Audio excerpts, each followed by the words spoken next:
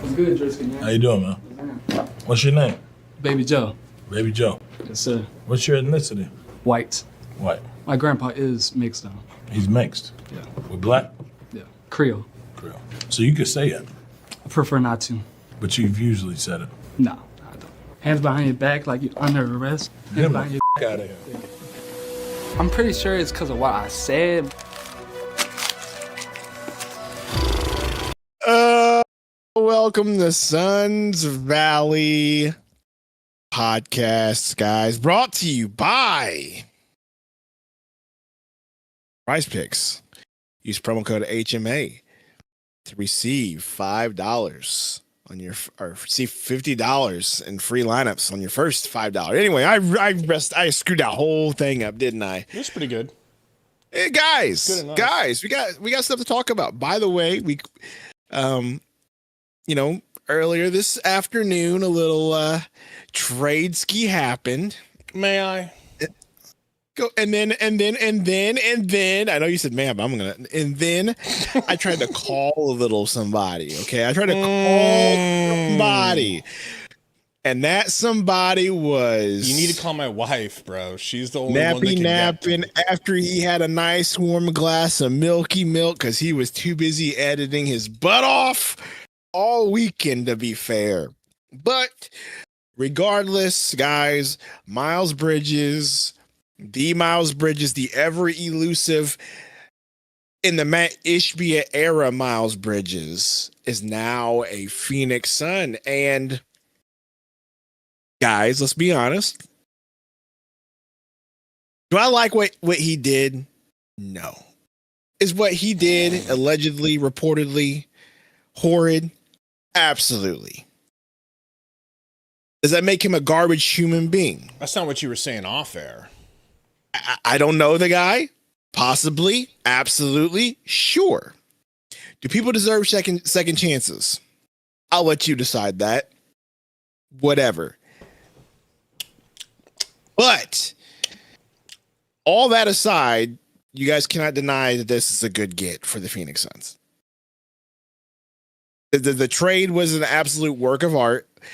Say what you will. Some people don't like the fact that the 2033 first round pick is unprotected. I'm kind of in that camp too. I do think the first time that you have control over your picks, you decide to give that pick away, but that's 7 years down the line. Who knows what could happen? We could have another Kevin Durant situation where we trade for that pick back like we did and end up with now. Who knows? Who knows? But my point being is the trade that they pulled off by getting rid of two players that you probably weren't, not even probably, two players you definitely weren't going to bring back, and Grayson Allen and Royce O'Neal as soon as their contracts were up. Getting a younger player that you coveted after for the last 3 seasons. Not only that, you got draft capital for 2029 and for next year. I can't deny that it's not a good trade. And we can talk about the rest of it, the details later. What do you think, Gabe? Well, great breakdown. Thank you. It's always a treat to have you live. Here's the sitch. First, let me just say, I didn't think this was going to happen. Oh, nobody did. Okay. Nobody did. Okay, good. It's just so crazy because we recorded with Ben the other day, and this was just something I threw in there as like, hey man, this rumor keeps coming up. What do you think? No part of me thought if you would have asked me what percentage likelihood of it happening, I'd be like 13%. I mean, Michigan State is like you said in that video, the only thing that makes sense about this is Michigan State. That would make it happen. Facts. And so I would have given it 13%. So when I was editing the video today, no one knows what RTB means, Romero. I've been meaning to tell you that. Thank you for the dono. No one knows what you're talking about, so stop saying it. Do I need to go to Urban Dictionary? Anyways. So when I put the video out this morning, I was... Dude, I guess you just want to convey my shock. Because that video that we put out today was not supposed to be taken seriously. It was just a fun kind of, controversial topic that I thought was a fun topic to share, Having said that, Jake says, read my what would you say here, Jake? And it better be family friendly because that's what we're going for this year. Oh, he says, yeah, we're gonna go after that, Jake. We're gonna go over that, Jake. I just saw the Gambo tweet about the possible 7 players. Oh yeah, that they we're could get in gonna free be agency. working on a We're video gonna for that talk after. But is it bad that I want to block Romero for saying RTB and I don't know what it means? It makes me feel ignorant. Who knows? Okay, Bro? he's just the let it go. All right, Just so let it go. So everyone hates this trade on the national stage. Like the Suns are getting flamed. And so I don't want to go into this topic. There's multiple reasons why they're getting flamed. Yes. But I'm actually talking from a basketball perspective. The Suns are getting Yeah, that's flamed. what I'm saying. They're getting flamed for the morality issue, but there's also the why would you give up your first pick that you're able to control for this guy in 2033? And yeah, the basketball reasons too. But here, I didn't mean to interrupt you, but it's the unprotected pick, brother. But here's what I'll say about why I like this pick minus the unprotected. The unprotected does bother me a little bit. Just a little bit. About 50-50 bothers me. Reports are that they're going to extend him. Okay, which is all fine and dandy. But even if they weren't going to, the fact that if he did walk, you got out of the Grayson and Royce contracts, that gives you an immediate, if he was to walk, an immediate, do the math, $28 million cap space for the season after this one. Plus, you got some draft capital that you didn't have, and in the area where you're already lacking because of the Kevin Durant trade. So even that in itself, to me as a fan outside looking in, absolutely, I thought was a good idea. It was a good deal because we just knew, like me and you both, and fans, we knew that Grayson Allen and Royce O'Neal, who are the last bastions of the James Jones era, like their time was coming up, and so even that alone to me was fine. Now, I don't think they're not. Do I think they're going to extend him? Absolutely. There's no way you're not going to extend him after giving up that 2033 unprotected. He's just getting extended. So I think fans should just get used to him being on the team for a while. Okay. They're explaining that it's Miles Bridges' rap name, Real Trench Baby. I feel better about it now. Oh, okay. Well, cool. And I'm picturing you in a shiesty with the name RTB Sundo. So could you get on that, please? Here, I'll get that. Joker. I'll get on it. Joker will whip it up. Let's see here. We got a Roy with a $2 super chat. Says Michigan Mafia back at it. Shout out to the boy Roy, toy Roy. Go ahead, Gabe.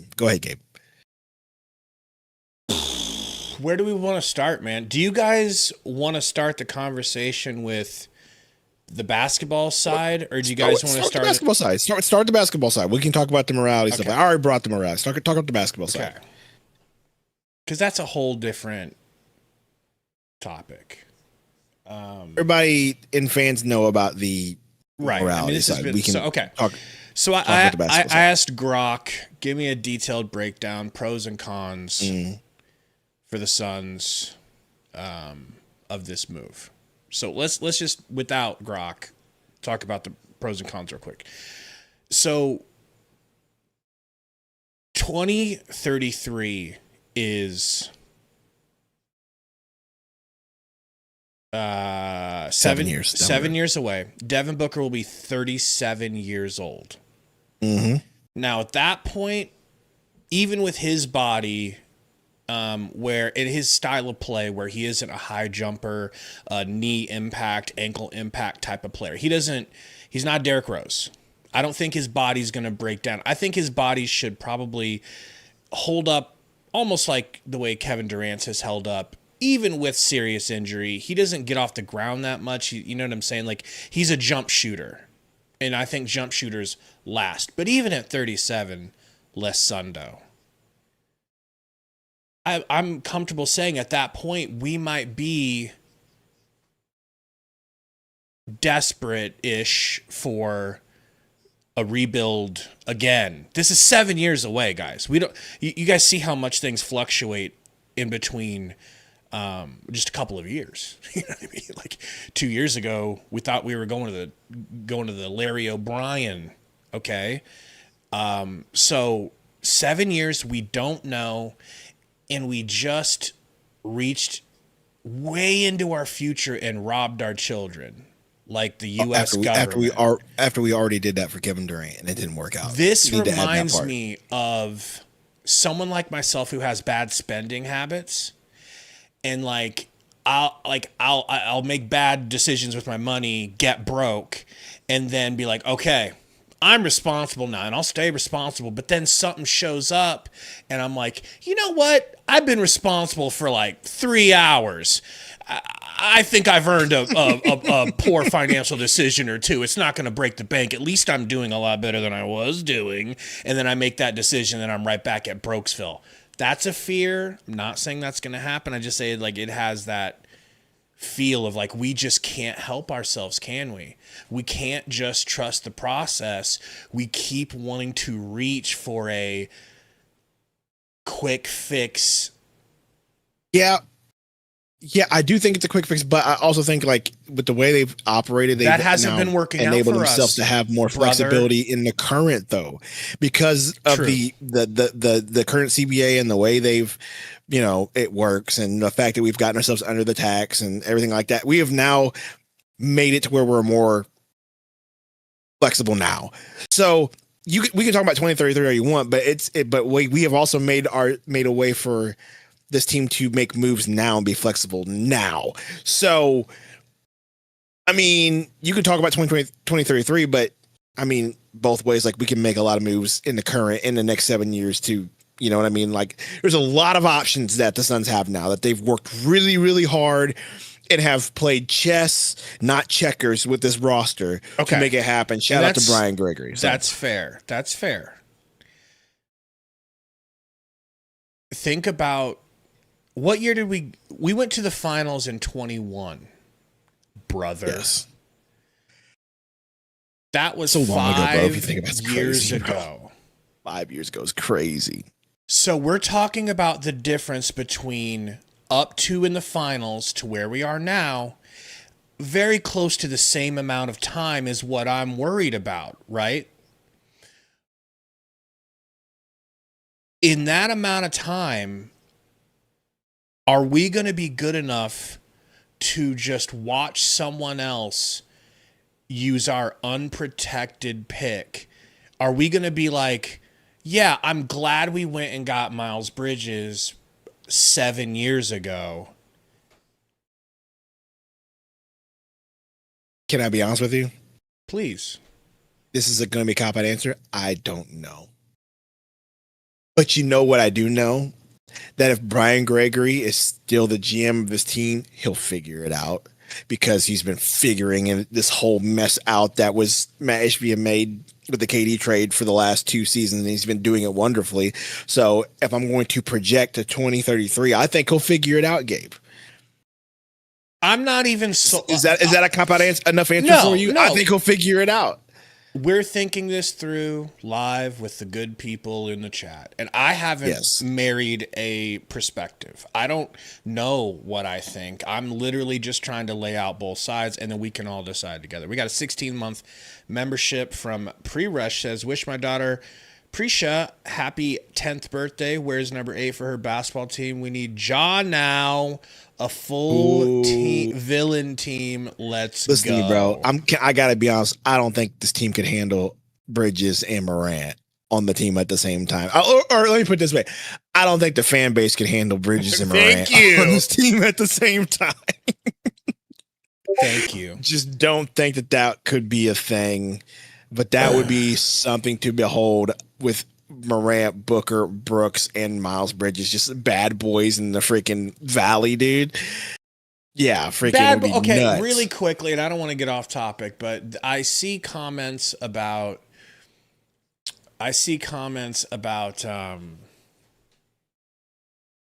hey, he's a bully, he's a tough guy, he's gonna get. It's like, I don't feel comfortable considering someone like,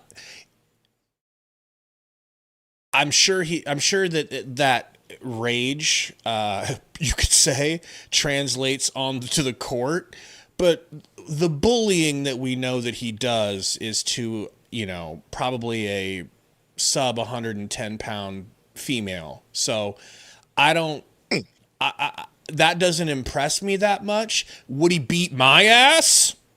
Sure. I'm sure he would light me up, bro. Okay? But moving on, okay? Yes, please move on. Okay. More basketball talk about this trade. How do you feel about the fact that Grayson Allen and Royce O'Neal are now gone and they use these two to get him? Like, talk about that part, because I thought that was the best part of the entire trade.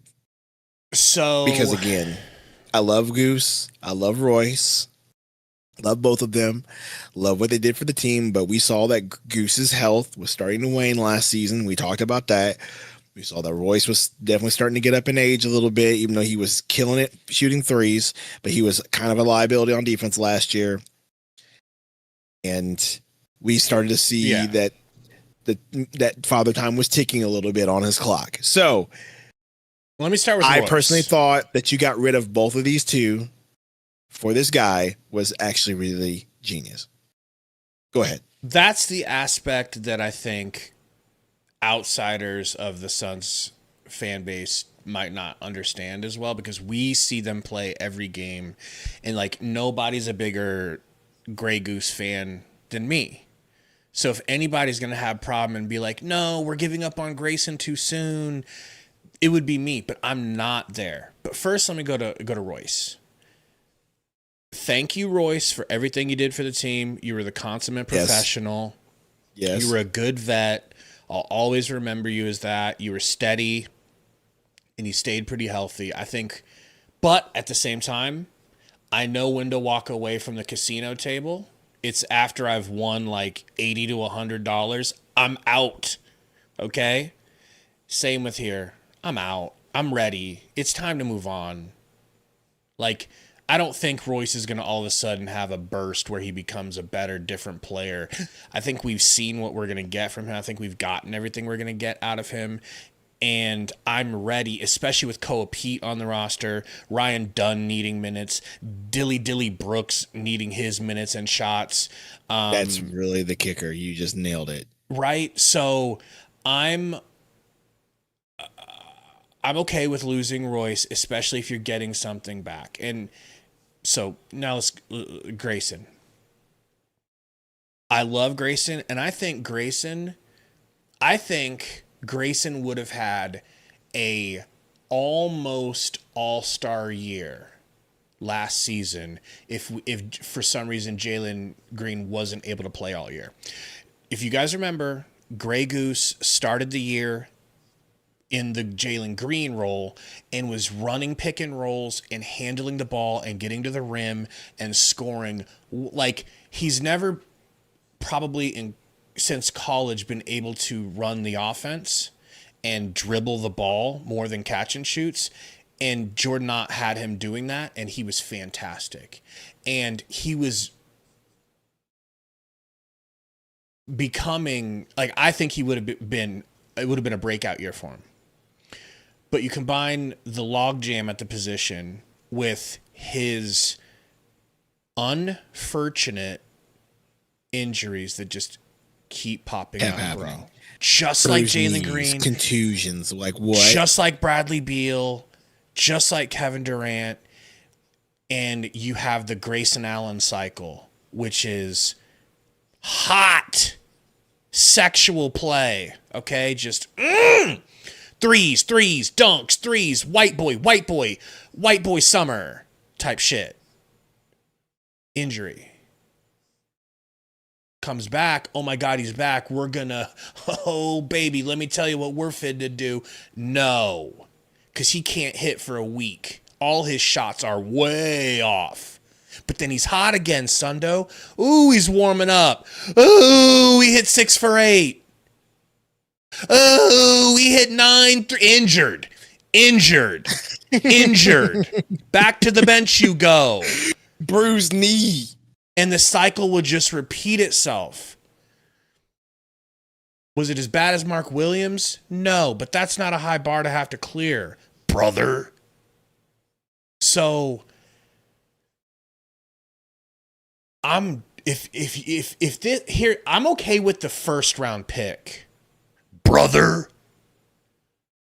The unprotected sex part of it, I don't like that. I don't like it. I don't think you had to do it. I think if you said, "Hey guys, look," I think you did. Really? Yeah, I think if there was other packages that were on the table for Miles Bridges, they probably had to do it because we weren't the only team, trying to push for a trade. I'm sure that might have been the one thing that put them over to get it done. You're probably right. And if you're the Charlotte Hornets and you're thinking like how you just ran through it, like you literally just walked through it. 7 years down the road, Booker's going to be 37. They're building around Booker. You start looking at the roster, you're like, this might actually be a good pick for us. Yeah, we'll do it. You know what I mean? Like if you're Charlotte and you're trying to project just like you just did, that's definitely what probably put them over the edge. Was, it's unprotected and it's 7 years down the road. Yeah, sure, we'll do it. Because they're not. I think that's their projection right now. Now that they've gotten rid of LaMelo their projection for the Hornets is probably 4, 5, 6 years down the road. So they're trying to pull OKC where you just have all these picks later down the road where your roster stacked and you're in a good spot. And I think that's what they're trying to do. So I just thought of something. What's up?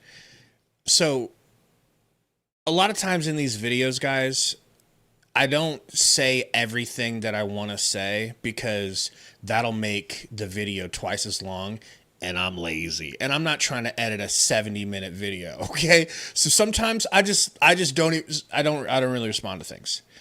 There's something I do want to respond that Ben said that I didn't get a chance to put in the video. Mm-hmm. And someone just reminded me of it. Okay, Andy Cruz was saying Miles Bridges will win us regular season games. So I remember Ben saying, and I've heard other more nationally, platform having dudes saying, well, Bridges doesn't. He's not proven to win you anything in the postseason. Never done anything in the postseason. Blah blah. And like to me. Honestly, that doesn't mean anything to me. Maybe I'm proven in the postseason until they finally got there. Yeah, maybe. Do you know who else wasn't proven in the postseason until they finally got to the postseason? Not the same player, but there's some names there. Anybody tons that was of on players. The team, Every Bridges. player is unproven. Right. Like I'm sure if we thought about it long enough, and maybe somebody in the chat knows off the tippy top of their head. Oh yeah, thank you, Haydock. Guys, could you hit the like button for us? We forgot to shuck and jive. We're out of practice. We were in algorithm jail for so long. We stopped caring about the like button because it didn't matter. It matters again. Help us out. So thank you. Romero says Jalen Brunson. He was an unproven player that they thought, he's probably too small to get it done in the playoffs. But I'm sure there's others like role players that last season alone went to a team that they had never played on in the playoffs before, and then they went to a playoff team and helped and was productive and stuff. Like it happens all the time. It doesn't scare me at all that he hasn't played in the playoffs. He's been with the Hornets. Okay? Yeah, I don't think you get Miles Bridges because you think that he's gonna be like this ridiculous force to quote unquote AJ Dosunmu. Sorry, go on. I think you get him because of one, you like that 17 points per game, and two, he is the type of player that's going to fit. You have enough scoring on this team. He's just going to be an addition to that. Between Jalen Green, Booker, and our guy Dylan Brooks, who has a terrible looking jump shot, but somehow they keep going in. Like between those three, you add Bridges to the table. What he brings to the table as far as defense, physicality, and point scoring wise, you take that. Real quick. So we're at 40 likes. If we can get to 60 likes in the next, I'll go 5 minutes. I'll pass out 5 free channel memberships. We appreciate you guys. Sorry, go on. I'm just saying, like what you'll take from Miles Bridges, you'll take that. Like, I think that addition, if you're projecting yourselves to go back, you're already going to get the scoring from Booker and Green and Brooks and whoever else, not to mention, Gillespie and the bench players. Yeah, I think you're going to be Aaron Gordon. Fine. Thank you, Malo. Aaron Gordon played for the Magic when they were garbage. Then he goes to the Nuggets. What do you know? Actually, a pretty good comp. Dunkers. I think for dunkers especially, they're reliant on their teams around them to be good. Also, let me add to this point. Like, in 2033, do we expect Fleming to still be Dookie? Do we expect Malawatch to not be good? Do we expect some of these young guys that we have on the squad to not be? It's not about that. Alongside. It's not about that. It's about. I know, but that's what you're projecting. But I get that, but I guess what I'm trying to say is I feel like they're projecting that they're going to be able to develop young guys for this team to be good enough in 2033. Yeah, you know what I mean? Yeah. Sweet, awesome. You know how you develop people? You put them on the court. You don't bring in Miles Bridges at his age to come in and soak up those minutes, bro. Yeah, but timeout, and more timeout. And why can't we develop and have money in the bank waiting? Timeout. We can still develop them and still have our first round pick. Explain. This helps us do that. Well, that part. Now the 2033 first round pick, I can't help you. But this move helps us do that. Timeout. But also, like, you're losing 2 players for one player that's going to be a starter. So it's going to open up rotational minutes for the Duns and the Flemings and really, I don't know about Malawatch because of the way they've re-signed Mark Will. I don't know what Malawatch will do, but I know for sure it's going to open up minutes for Fleming and Dunn and Pete. He will be a starter. Bridges is a starter. Not to mention, we still haven't talked about the report about how they could cut Highsmith and Bouye for an MLE player, and that's going to open up more space. So I don't want to lose time to get those young guys to play. Go ahead. I don't want to lose my train of thought. I'm sorry, and I will. How does it help Rasheer Fleming now that he's not going to be the starting power forward in the lineup? And he was going to be a week ago. I mean, he'll be for sure the backup. Oh, sweet. Will he be the backup? Will he be the backup? Or will Oso? I can't shoot. Oso's a 5. Oso's a 5. Oso's a 5. Oh, so Malawatch won't be getting minutes.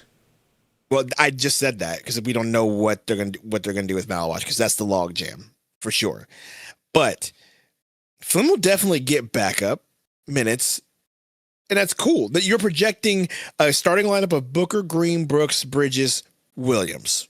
Okay, so that means your backup 4 is going to be Fleming. By the way, which is better than what he did last year. Whenever your backup 4, when your backup 4 was literally Royce O'Neal, who you just got rid of. So yes, Fleming will be your for sure backup 4. So I don't think you need to worry about that. Like there's no one else but or Pete. Yeah, what's Pete gonna do? Sit on his nuts? Okay, either way, a young guy's backing up Bridges is the point I'm trying to make. Good. That's what we wanted. That's what we wanted.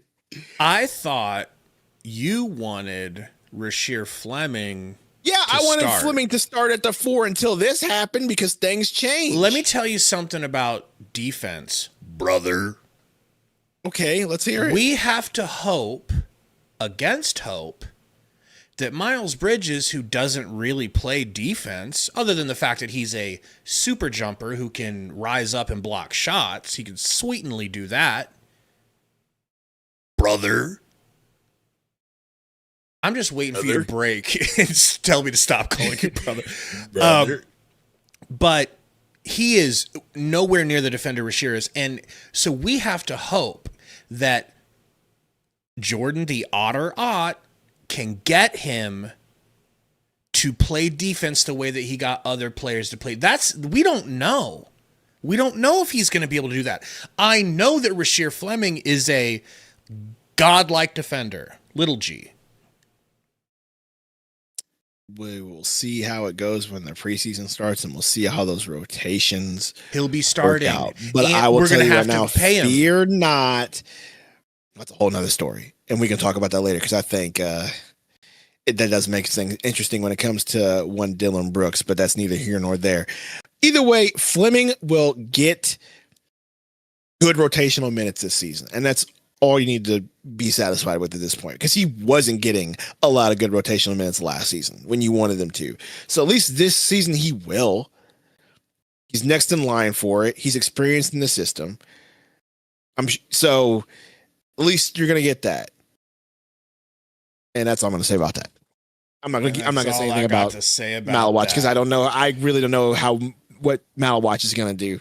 He's the one that I think is in the weird situation now that they're bringing back Mark Williams. But I was okay. Or does this push him towards the 3? Who? Hey, we got 60 likes. I don't know if it was in the time frame, but I'm going to honor it and give you guys the members. Sorry. Also, we got a $5 dono from Prince Travis. Sundo Gabe was a negative Nancy at this time last year too. That's true. That is so totally true. That is so totally true. Okay. But how about in that video when you agreed with everything Benjamin Garcia said, and y'all put me on the side of I'm pro woman beating? Oh Lord, here we go. Oh, that's a gaslight of all gaslights. Basically, go back and watch that and tell me. I watched the video, and yes, I had to agree because I was saying the only thing that made sense was the Michigan State connection. Because yes, they seem to want to put more, like Dylan Brooks was the scorer guy. Like I just couldn't see a fit because we were talking about Dunn being traded at the time, not the combination of Goose and Royce. So now it's a completely different story because with 2 players being sent, like that just opens up the rotation. At least at the wing spot. All right. I mean, I'm not trying to like say that this is all bad. I'm trying to explore it from all options. And I just know you, and I know the guys in the chat. I know you guys want to make this all positive, no negative, but it's like, oh, there's definitely negatives. I'm just trying to be prepared for that. We talked about the negatives, the 23-3 pick, right? We talked about that.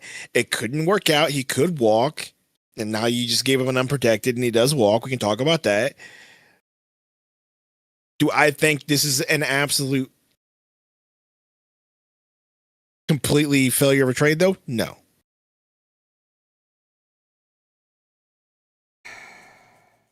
Absolutely not.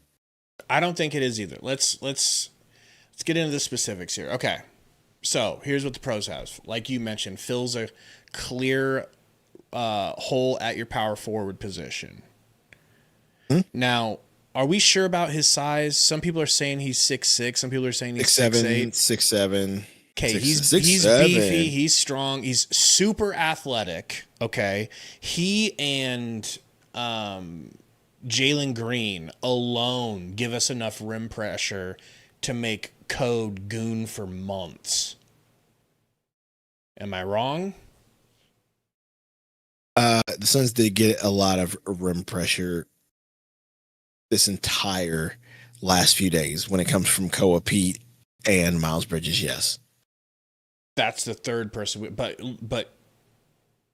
like you were rooting for, Koa Pete's not going to play this year, and that's what you want. If I'm being honest with you, if last year's any indication, no, he probably won't. I heard, this is funny, a Nebraska the main Nebraska Huskers channel was talking about the Suns because of Hoiberg, and they brought up Koa Pete, and they were saying that they heard that Koa Pete shot like dog water during the tryouts, that he stunk up the gym, that he attempted a new jumper. He reworked his shooting form and tried to unveil a new jumper, and it went terrible. Wouldn't doubt it. So just, I didn't know that. It's weird. I hadn't heard that through any of our media. Did you hear anyone say that? No, because apparently our media loves exactly. Which is why I'm like, that's what we do. We just focus on the good. We don't think about the bad. And then we sit here and be like, why did I think Nurkic was going to solve all our problems? It's like, because you don't want to hear about the bad things. You don't even want to contemplate it. Yeah, remember that when last year you wanted to focus on all the bad things, and you're like, we're not winning more than 31 and a half we games. overachieved, and we all got to be happy-go-lucky. You're Not all welcome. of us. Not all of us. Oh, man. Anyway, continue with what you're talking about, the facts on Miles Bridges. You got distracted. Continue. Okay. Significant financial and roster flexibility. This deal saves the biggest one. $20 million in luxury tax and improves their apron positioning. This could unlock the non-taxpayer mid-level exception or other tools to add shooting/help in free agency. It also frees a roster spot, which we can talk about that list in the coming. You bring it up now. No, keep going. Okay. You need to keep going down the list. Youth and energy infusion. At 28, Bridges brings younger legs and a high motor play compared to some veterans. Royce. It pairs him with other developing athletic pieces on the roster for a more dynamic front court / wing group. Your thoughts? It really does. Yeah, I mean, all those things are, yes. Specifically, the tax stuff is the most important part of this. Do you have any more specific details on that we... then it helps us get out of tax issues where we have roster flexibility, which we didn't have. No, have nothing else more to add to that. Other than, great, we now can get an MLE, which is what's been reported. There's a list of players that Gambo sort of put out, Landry Shamet being one of them. LOL. And I think that's a good thing. Great. Consolidates. Go on. Go ahead. Keep going. No. You got it. What are you more interested in? We want to know. Just the extension talk. But go ahead. Okay. With your list. Consolidates into higher upside players. Some analysts see Bridges as a better overall piece than Allen or O'Neal combined for starting front court minutes. More creation, rebounding, and versatility. It turns two solid role players into an impactful forward. I've seen some people, not a lot, but a few, say that they feel like straight up Grayson's just better than Bridges. What do you think? What do you guys think in the chat about that? How? 3-point shooting. Bridges shoots 33% from three. That isn't something, I don't even know if you have to respect a 33% shooter from three, because remember, we keep being like, yo, we need to stretch four. It's like, well, yeah, bro shoots the ball, he's not scared to shoot. Okay, if you want to make the argument that you trading Allen and O'Neal gets rid of significant 3-point shooting, I will accept that argument, and I will counter with, hey, you still have a Gillespie, you still have Goodwin, both of which were great Gillespie was a great 3-point shooter throughout the entire season. Goodwin was way better down the stretch. Gillespie kind of got cold toward the end of the season. That's neither here nor there. But you still have those two players. Okay. You still have Green. You still have Booker. You're going to have Green for the entirety of the season. Knock on wood. Okay. That's going to make a difference. Rasheer Fleming's going to get more minutes, and he's shown himself to be a decent 3-point shooter. Still have Haywood Highsmith for now. He was a decent 3-point shooter. So you're still going to get the 3-point shooting elsewhere. So I don't think it's the biggest loss. Is it a loss? Yes, but Well, it's not going to be the biggest loss. had we went and been able to grab your boy Tyler Nickel, it would hurt a lot less. Was there another shooter that we saw in the draft that we were really like? Was it just No, Nickel? everybody that we looked at was taken by teams that Right. were making me So upset. so this look, it's now or not now or never time, but it is. We're forgetting about Kobe Bryant. Thank you. Malo That's just put that exactly out where. there. No. Don't give it to Mal. That's what I was saying. That you interrupted me with his take. Okay, that he fine. stole from me. Go ahead. I'll give you credit. Go ahead. Mala, go back to talking about Ish Wainwright. But no, Mala's exactly right. Kobe Brea has an opportunity to step in and supplement the 3-point shooting that we were getting from both Royce and Grayson. I mean, this is a mention the clear-cut opportunity, dog. And the MLE that If they're he- going to use. My advice to him is the same advice that Stone Cold Steve Austin gave to The Rock. Stay healthy. All you got to do is stay Healthy. okay? Between now and then, so Kobe Bryant can take that title off of Grayson Allen. Just stay healthy, and you are going to get a shot because it's the number one feature of Jordan the Otter Otts defense. Am I wrong? It's 3-point shooting. Absolutely. Dusty Dive with a $5 super chat says the thing We on had Bridges. a WD-40 one too. We got to get. Go ahead. Okay, I'll go back to that too. The thing on Bridges, everyone who is for this trade thinks he's a good defender and good from 3. 33.8 ain't good. Neither is his D. Pause. We got a 19-month membership message from WD-40. They got under the second apron. They picked up a 17.6 rebounding game power forward. If it doesn't work, he's going to be gone next year, and we clear our books. That's exactly what I was saying in the short that I made. Like, he's not going to be gone, though. Reports are they're going to try to extend him. So Let me it's ask you kind this. of already out Do you there. think that they're going to extend him before or after the season? Here's why I ask, because I want a look. I ain't trying to extend anybody before I see them on the court with this team. Well, here's the deal. You have 3 players eligible for extensions that are very important, and I don't think you can do all of them. You're going to have to see what you got from them, and that's Green, Brooks, and now Bridges. It's going to be tough to do. So they'll probably wait on somebody. Future draft capital and optionality. I like that word, optionality. I mean, the first and the second was huge. They get back some picks, even if low value, and can potentially use Bridges' expiring deal creatively or extend him if he fits. So, what picks do we get? I read it was a 27 and a 29. 2029 first. And a 2027 second, which we didn't have. We were already swapping that 2027 Why? second. Explain to me why. What do you mean, why? We were swapping our 2027 second was going to Houston. Okay. So now we have a 2027 second from. So we're not from getting them. our own back. This didn't free No. up. These are just things they're giving us. This is theirs. Okay, Yes. because the way it was explained to me by Blop Blop in a message was, hey, we just freed up our 27 and 29 picks. And I was like, we get them back? Did we? Did they? Let me put it this way. Did they have them? Maybe from the Nurk trade, possibly. Someone will have to hit me on that one. They didn't Yeah, I really don't explain know. the specifics on that.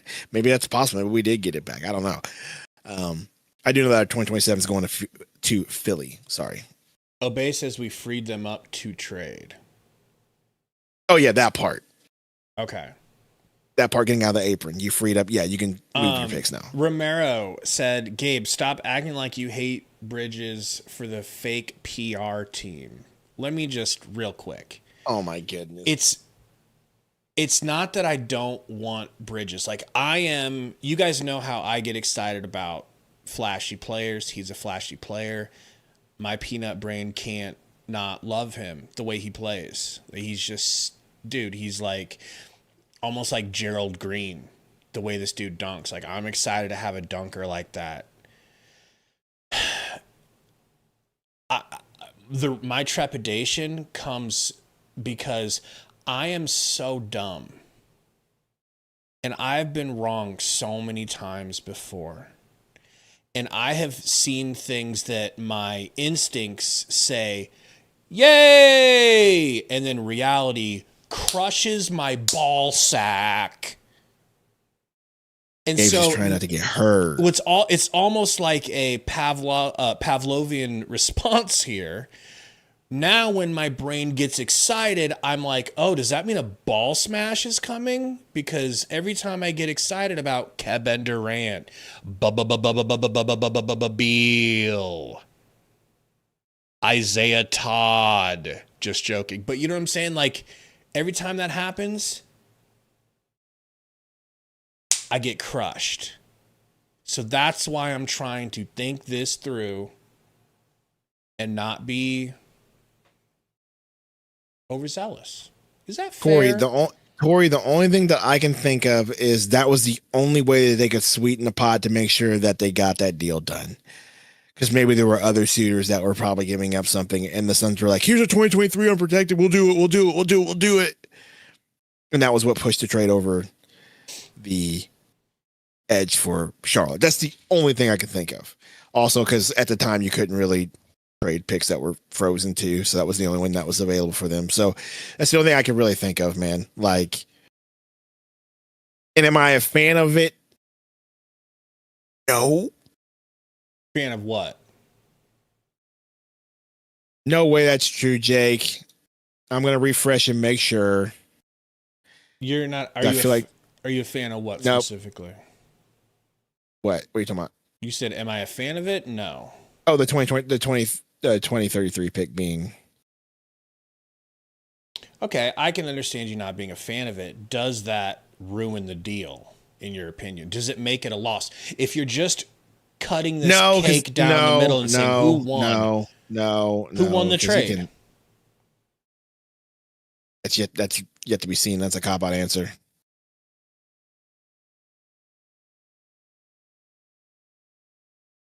That's remaining to be seen. And yes, that's fake news, Jake. Don't do that again, bro. Thank you, Roy. Oh, he tried to get you about your band. Hey, maybe he fell for it. Maybe he got ball sacked, and you're over here accusing my guy. Maybe, but you got to do research like I'm getting to do research. I'm right now researching to make sure that it wasn't there. That would have been crazy if that happened. He seems like a more credible source than you, if I'm being completely honest. But actually, I'm confusing you with the Suns Digest guy. Never mind. My bad. Ooh. Tori, listen, this is a professional show, and you should probably take some notes because we're doing some professional things here, okay? We're reading from AI, all right? Sit back and relax. Aggressive win now move, Sundo. Signals the organization still believes in its competitive window and is willing to act decisively. I did think about that perspective a little bit. Don't laugh at that, Tori. That shit is not a joke. Okay? ESPN called us last week, and they told me to stop using their highlights, but they called. Sundo, aggressive win now move. I thought about it, and it's like, we know they're not going to tank because tanking does us no good. How many wins do the Suns get because of Bridges' scoring and rebounding? We won't add in his defense. How many games did Bridges play compared to what he's now played? That's a good question. And there's your answer. Bridges played 77. How many Grayson played? Like 50? If we're lucky. He was gone for like 6 weeks. Right. And he was good for about 25 of them. So Because there's the your other answer. ones he was rusty.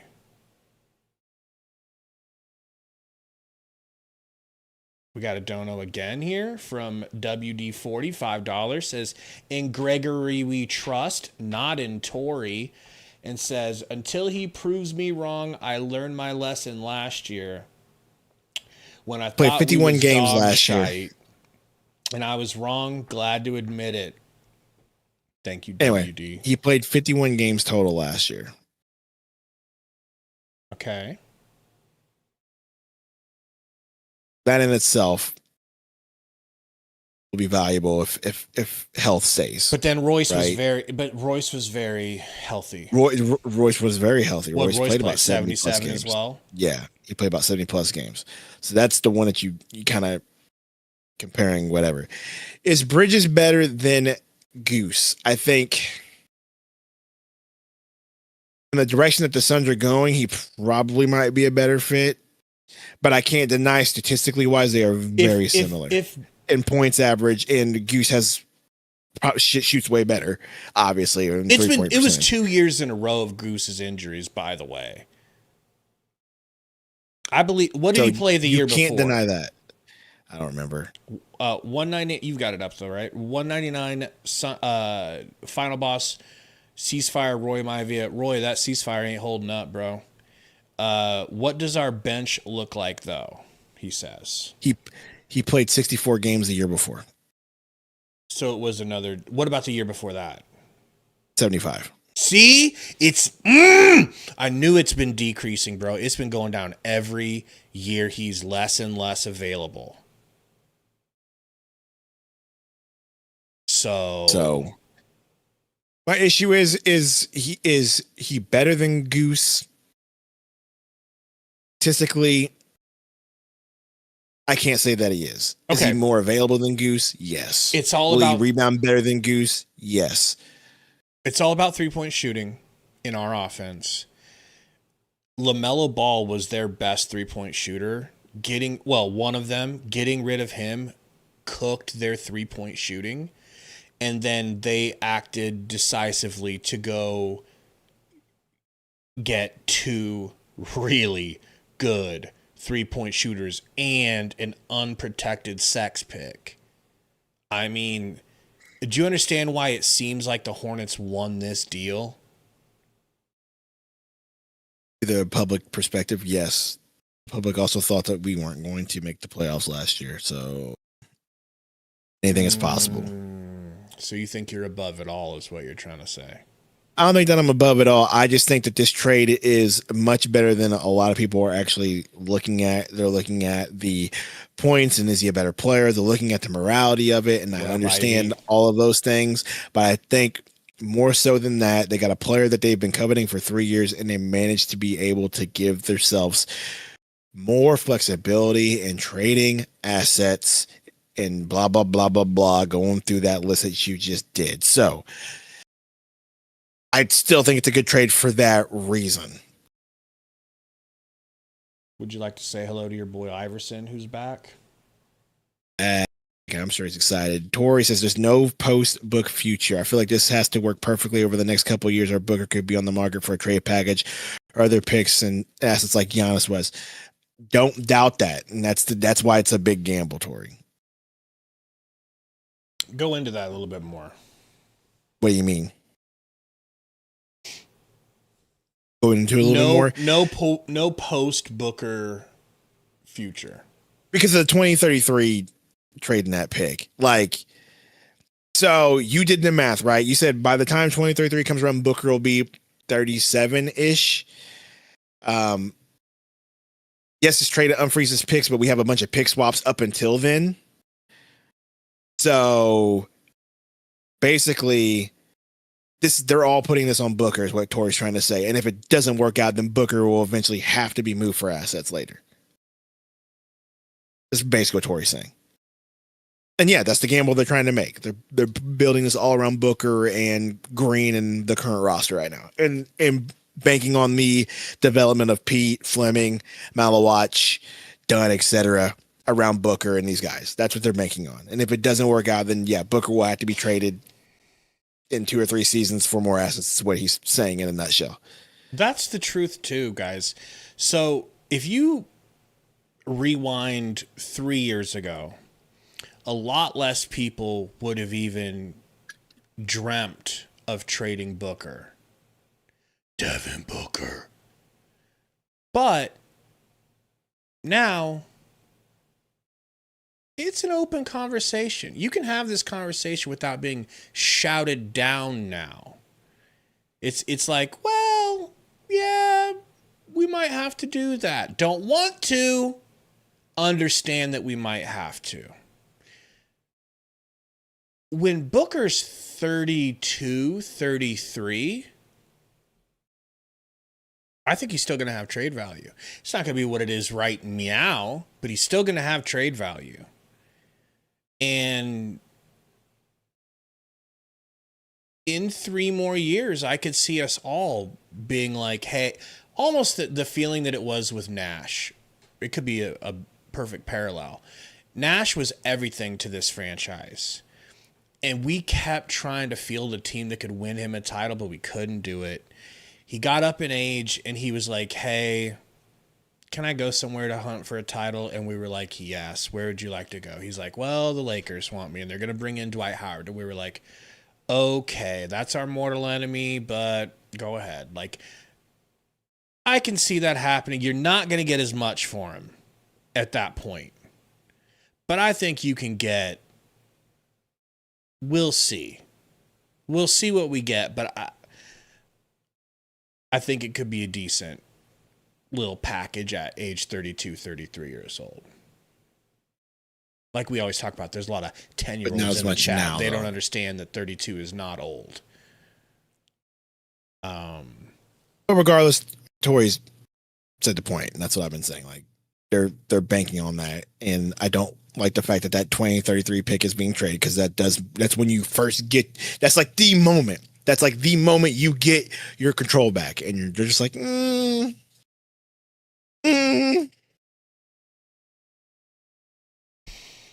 What's going on in the chat? Why are people going at each other here? Because it's Tori in the chat, and Tori is the absolute 100% best rage baiting mod we have in the chat, and it's great. Tori doesn't even have to say things to rage bait people, and we love it. All right, you ready? We can argue against or for some of these cons. Okay, let's go. Let's hear the cons. Loss of shooting and spacing, we talked about a little bit more. Allen and O'Neal are both good to excellent three-point shooters. Bridges is a career 34% from deep, does not stretch the floor well. This creates time out. Let me go. Keep going, and I'll argue back on that. This creates a new problem, worse spacing, while trying to solve the front court problem.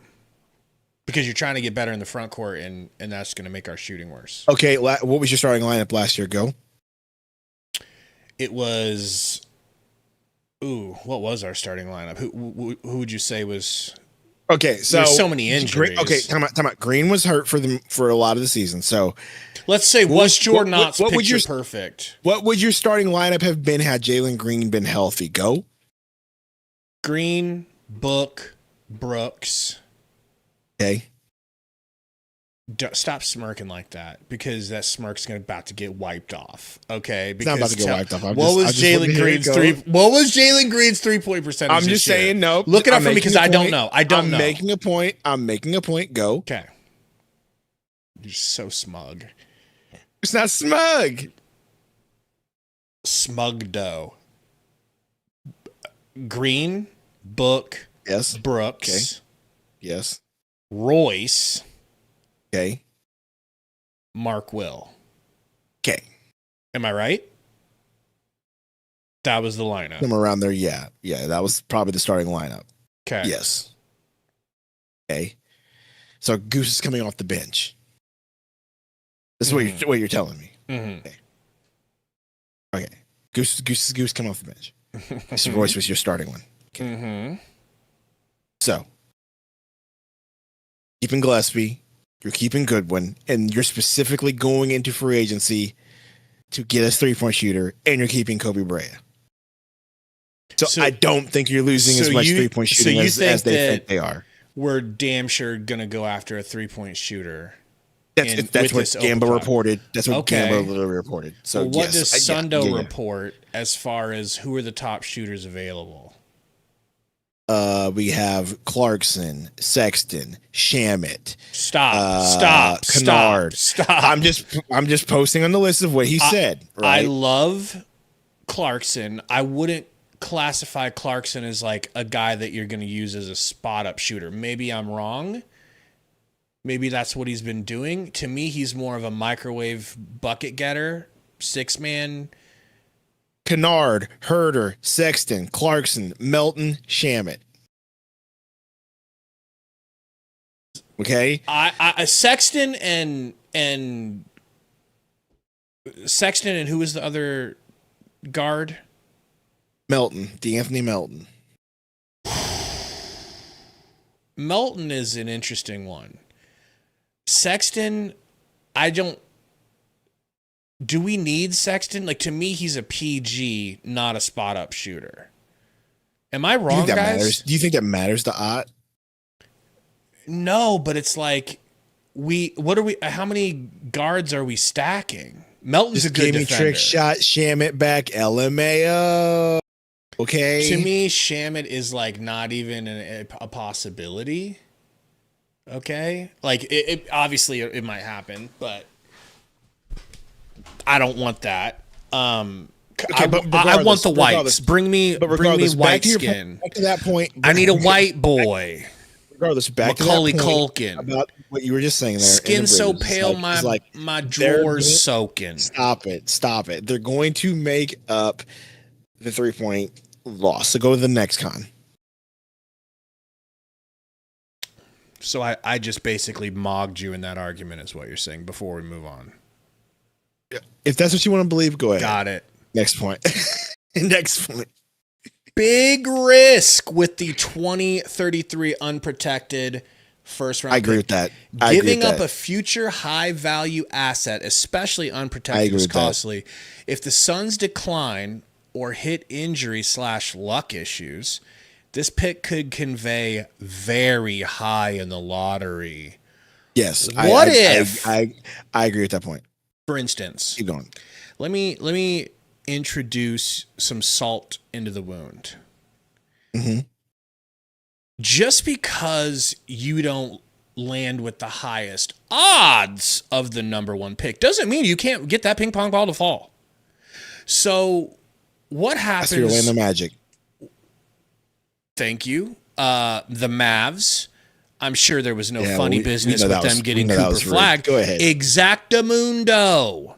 It can happen. So what happens when we give them the 7th best odds and that ping pong ball falls to 1 and then we're sitting there with our corks in our hand saying, oh boy, I sure wish we could have signed Mbappe Maguglie from the province of Rwanda.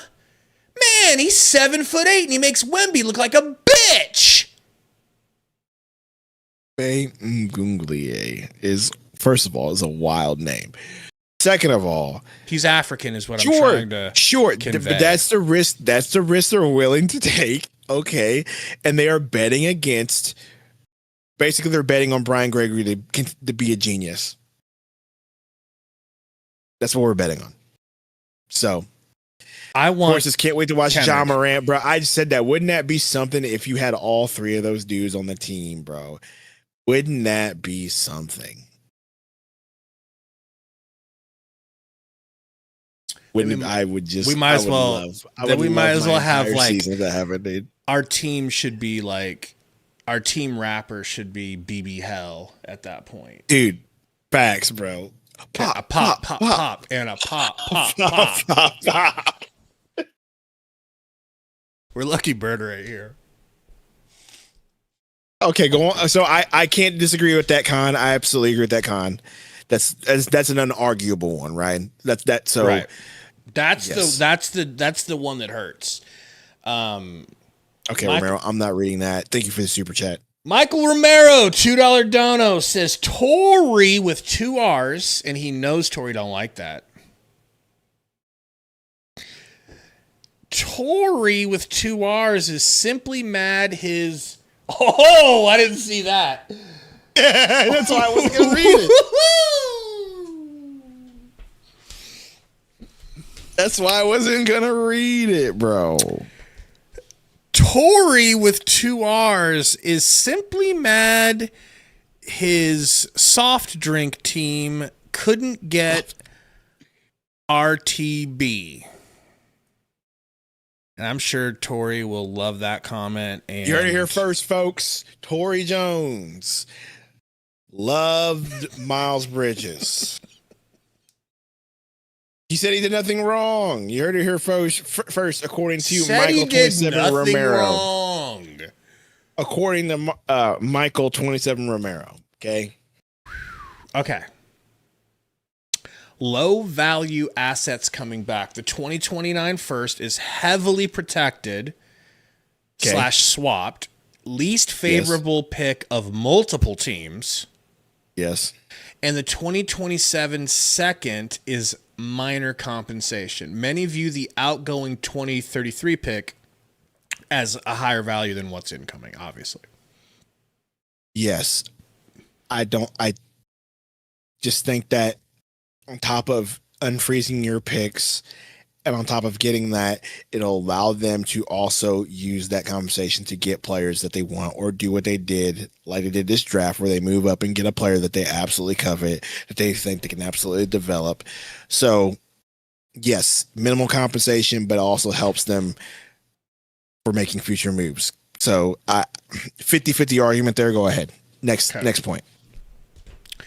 Player fit and style mismatch. Bridges is somewhat undersized for a true power forward and doesn't matter for this team. Let me pause there. Go ahead. I know that doesn't matter for this team. It's just the way Jordan Allen wants to play. Okay, I agree. Undersized doesn't matter for this scheme. That's just so okay. The facts. Okay, but isn't that being like, I'm your son and I'm not doing my homework, right? And then I lose my backpack on the way home. And then you're like, shit, don't matter, bro. Like, you don't even do his homework either. That doesn't fix the problem. I know. You shouldn't be doubling down on the problem and being like, oh, well, we're short anyways. We might as well get shorter. I don't think it doubles down. Actually, as a matter of fact, you technically just got I want to jam big men into the lineup. Got taller though. I don't disagree with you on that. So he has no choice. Me and you both see eye to eye on that. I would like my power forward to be a bigger and more traditional power forward, but it's neither here nor there. We just tend to love short 6'7", 6'8", 6'6" guys at that point for some reason, and I think Bridges will be athletic and physical enough to make sure that it works, as opposed to Royce O'Neal. Next. Flight Kid says, to be honest, we got slightly bigger over Goose. No, I get that. I think he's bigger than Royce. The thing is, neither Royce or Goose were set to start at the 4. It was supposed to be our beloved Rasheer Fleming, who Sundo's done a complete 180 on, now hates. Hova Dude makes a point that I absolutely agree with, and this is the kind of like, what other Grayson Royce trade was going to produce this value at a position we've been looking to a rookie for? ? True. So you put that in the pros. If you were to say, like, who's the best player we can get, when we've been packaging these dudes all year, and then postseason, we knew these are the 2 guys that we have as trade leverage. So, like he's saying, who's the best player you could get in return for them? Probably was Miles Bridges. Yes. So that doesn't fix the question. Did you have to give them unprotected sex? No. No, but again, I see like that was the only way that they were going to get this deal done because there's probably other suitors, and the Suns were probably just like, hey, other teams are probably like, hey, we're going to give you multiple, and the Suns were like, we'll give you this unprotected, and then Charlotte Hornets were like, deal sold. I'm sure that's how that went. Suns were like, we'll let you take the condom off. They're like, all right, that's what we were looking for. You know, that's conjecture. I wasn't in the room when it happened, but I'm sure that's I can see that happening. All right, finishing up with that other second half of that is, and the it says doesn't provide the floor spacing and consistent defense some hoped for. It shifts roster problems rather than fully solving them. So now we have new problems: less defense, less shooting. Let me ask you a question. What are the two most important things in basketball in 2026? Is it defense and shooting, or is it dunking and sometimes rebounding? Okay, I feel you on that. But as we talked about starting lineup wise, the only thing you're really losing, in my opinion, would be the shooting. The rebounding and defense, I think he's better than Royce O'Neal. I mean, I don't think it's going to be any worse. Can we be honest about that? Yeah, you sound like a fan of domestic abuse. Off-court baggage and culture PR risks. Bridges has a controversial history. Okay, so we're at that part. So we're at that part of the podcast. That's putting it lightly, bro. All right, guys. I guess we're diving into this conversation. Yep. Let's go ahead and dive into it. Pull off the Band-Aid. Bridges has a controversial history, allegedly. Past domestic, allegedly. We've seen the pictures. Past violence, allegations, and legal issues. That's also putting it lightly. This has drawn significant fan backlash and raises questions about team culture, identity, and potential locker room impact. Some see it as an unnecessary ethical / moral risk for the organization. Allegedly. Should I start since I have the more biblical worldview than you? Sure. Since you want to position yourself as the moral high ground here, you go for it. Okay. And we'll read you guys' comments on this topic as well. So he's already been through this whole thing, this whole rigmarole. Here's what we don't want to do. Here's how we don't want to have this conversation, if you guys are okay with it. Can we all just agree that every single one of you, maybe except Romero, all of us outside of Romero, me and Sundo know that you don't like domestic abuse, and we assume that you guys know that we don't like it and that we don't support it. So no one needs to talk about the fact that they don't support it, because that's like saying we're all breathing oxygen right now. We're all breathing oxygen. Fair? Fair. Fair.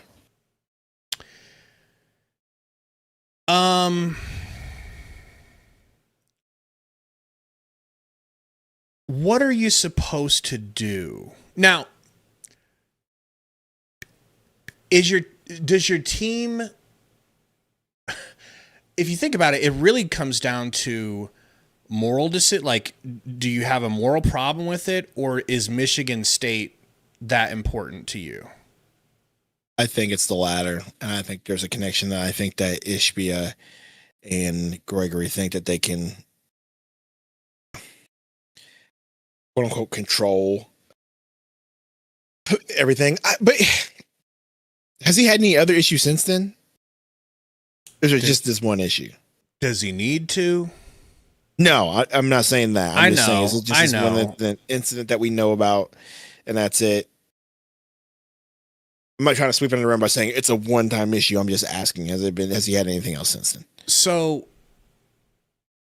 just so all the cards are on the table, like, what what is the moral? Hey, Riders is another risk? issue you have to abuse. Then yes, then you do risk him Yeah, having more. it was issues. two. It was two separate occasions, I believe. I believe it was with the same girl.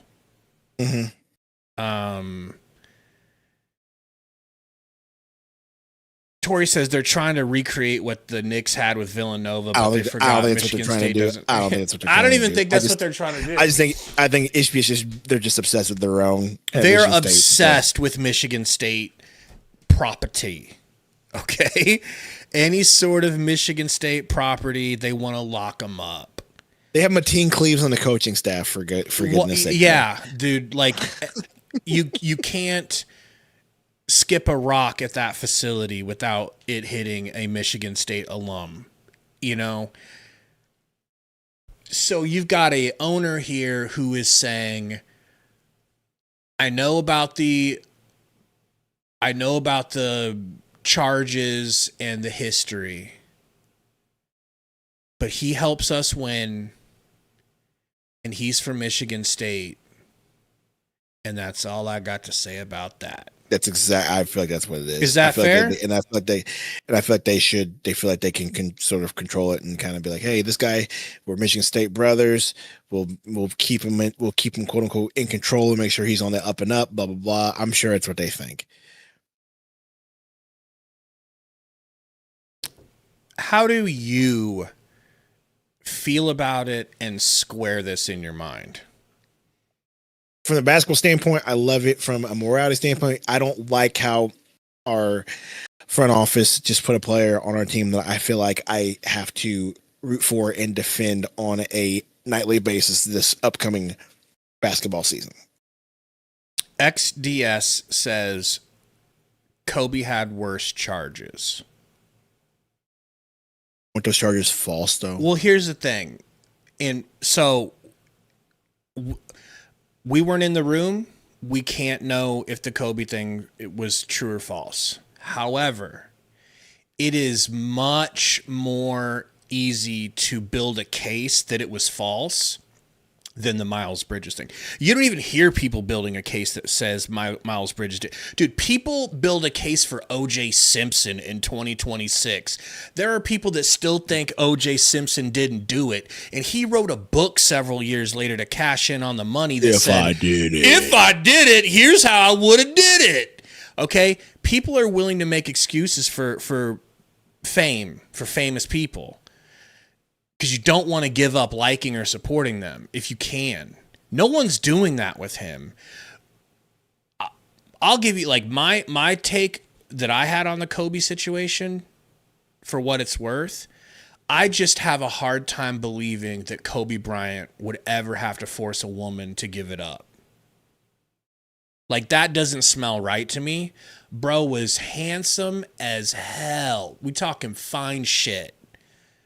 I mean, he was just Kobe Bryant. And he was Kobe Bryant, bro. He was one of the most famous. I just have a hard time believing that he would have to take it when it's being thrown at him.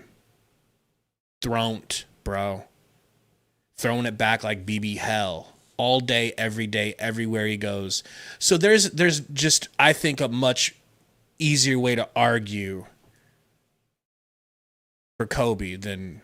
You can't argue this. There is no argument. If bro, there's no argument. He pleaded no contest.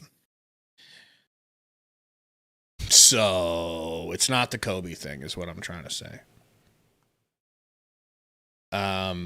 So Someone says, "What about Karl Malone? Bro went to Utah. They don't care about that stuff over there." they should. Karl Malone should have been. Hey, but we're not talking about Karl Malone. We're talking about Miles Bridges. But yes, he went to Utah, and you know how they are over there. They should Okay, have none of that in walked Utah. Carl. They should have walked Karl Malone off of a plank off the side of a ship into the ocean, bro. I'm gonna just leave it at that. And then that girl's parents, they should have had those two people following him off the plank. Sorry, you were explaining Anyway. how you're able, like how you. I'm trying to think of the right word here. How you square it. How are you squaring this without taking the tact of like, I'm going to hate this dude. I'm going to hate this dude, and I don't want him on the team. How are you not saying that? What's your mental process? Mental process is anybody can change. And if you get into a situation where you have support by fellow people from the same school that you went to, or same sort of brotherhood you went to, for I want to say fraternity, but it's just the same school basically. Like, you're going to that system that people are going to support you. You can change and you'll be fine. I just hate being put in a position to where I have to hope for that as a fan. You know what I mean? Like, that's kind of the where I'm at. But can anybody change? Sure. Has he changed? I don't know. I haven't talked to the dude. I haven't really seen any sort of interviews. I don't know what bro went through personally. I don't know what sort of treatment, counseling, whatever he went through. Right. I do believe people do deserve second chances, and he's basically been on your detractors, for years, right? Your detractors, and I'm just getting this out there on the record, will say this would be a third chance. Do people deserve a third chance not to? Oh well, you know, do what he did. NBA, and he's a professional athlete, and this is just, we already know that it's a privileged position, and sure. That's just going to happen. We have already had plenty of examples in the chat of people saying, what about this athlete? What about this athlete? What about this athlete? More of the story is people who are extremely talented get second, third, fourth chances. Josh Gordon got how many chances before he finally got kicked out of the NFL for drugs? Ryder says you know he went through a whole year following the first incident of domestic abuse therapy. I'm sure the team made him, and I hope he did. I hope that really had an impact. Like, I don't care who you are. I don't care how, much of the trenches you think you're from. If you sit down for a year in therapy, I would have to imagine it would change you a little bit, unless you are a serial killer.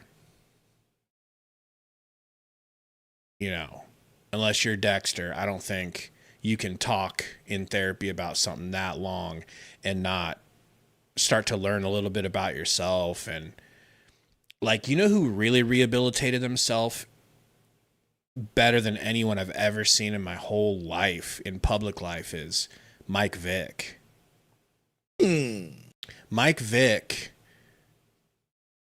came from a culture, and a lot of people come from a culture where dogfighting is just like, if you grow up and everybody in your city is eating spaghetti, and everybody's eating spaghetti with a spoon, and then you get out into college and into the pros, and you leave your little niche area that you lived, and you see that everybody's eating it with forks, and they're treating you weird. It's like, you are a product of your upbringing until you decide to make a change.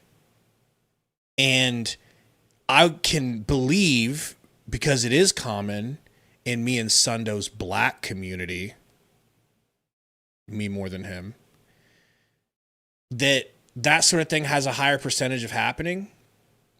And so it can become a less stigmatized thing because people are just used to it. It's like, nah, I'm used to seeing people eat spaghetti with spoons. It's not weird. And you're like, no, trust me, it's weird, bro. Like, it's not optimal. And so how do you judge somebody who probably grew up seeing it, experiencing it, and thinking that it's a natural part of life until he gets into his own adult life? He's not prepared for that challenge. He perpetuates the cycle and then is slapped on the wrist. It continues because that girl doesn't exit his life. I think we've all been in relationships with girls or guys, and guys, girls with guys, that the relationship doesn't end when it probably should, right? Like, you keep going back and talking to that girl, and so the whole situation didn't die down until finally I feel like she's probably out of his life. And the situation seems to be done. I mean, how long does it take to deprogram somebody who thinks something is okay? What do you think? By giving them the... What? You're not breaking your gate. I know, I was talking really quiet. Oh.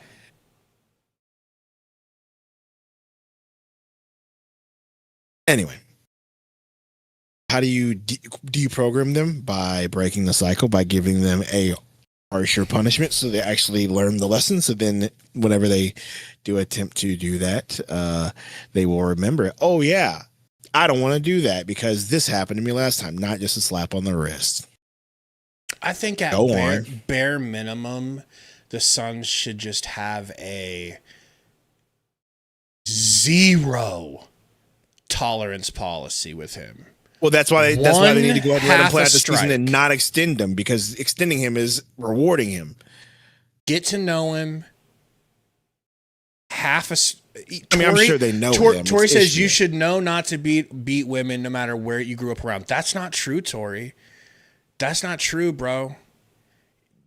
Some people don't grow up in areas where they're taught that that's wrong. Ninja, what? Some people grow up in areas where the sentiment is. Am I wrong? I'm out of here. Am I wrong? No, I agree with Tori on this one, bro. You should. Really? Everybody knows that. Yeah, even though you grew up around it, everyone knows. Come on, bro. We're taught that. Really? I was taught that. I know that. We were taught that, bro. No, just because you see it doesn't mean you're not taught that. Come on, bro. We know it's wrong. There's a different. Okay. I wouldn't even continue this conversation. I would just cut it off. Why? We're all adults. Cut it off. I thought we were adults. No. I'm not an adult. Okay. I need an adult. All right, you can go. I can talk to them about it. I need an adult. I didn't know that. I think that's a maybe just a difference in opinion. I think some people, doesn't matter. I mean, you got white trailer trash too, brother. You got Mexicans that grow up in neighborhoods like that where they see it.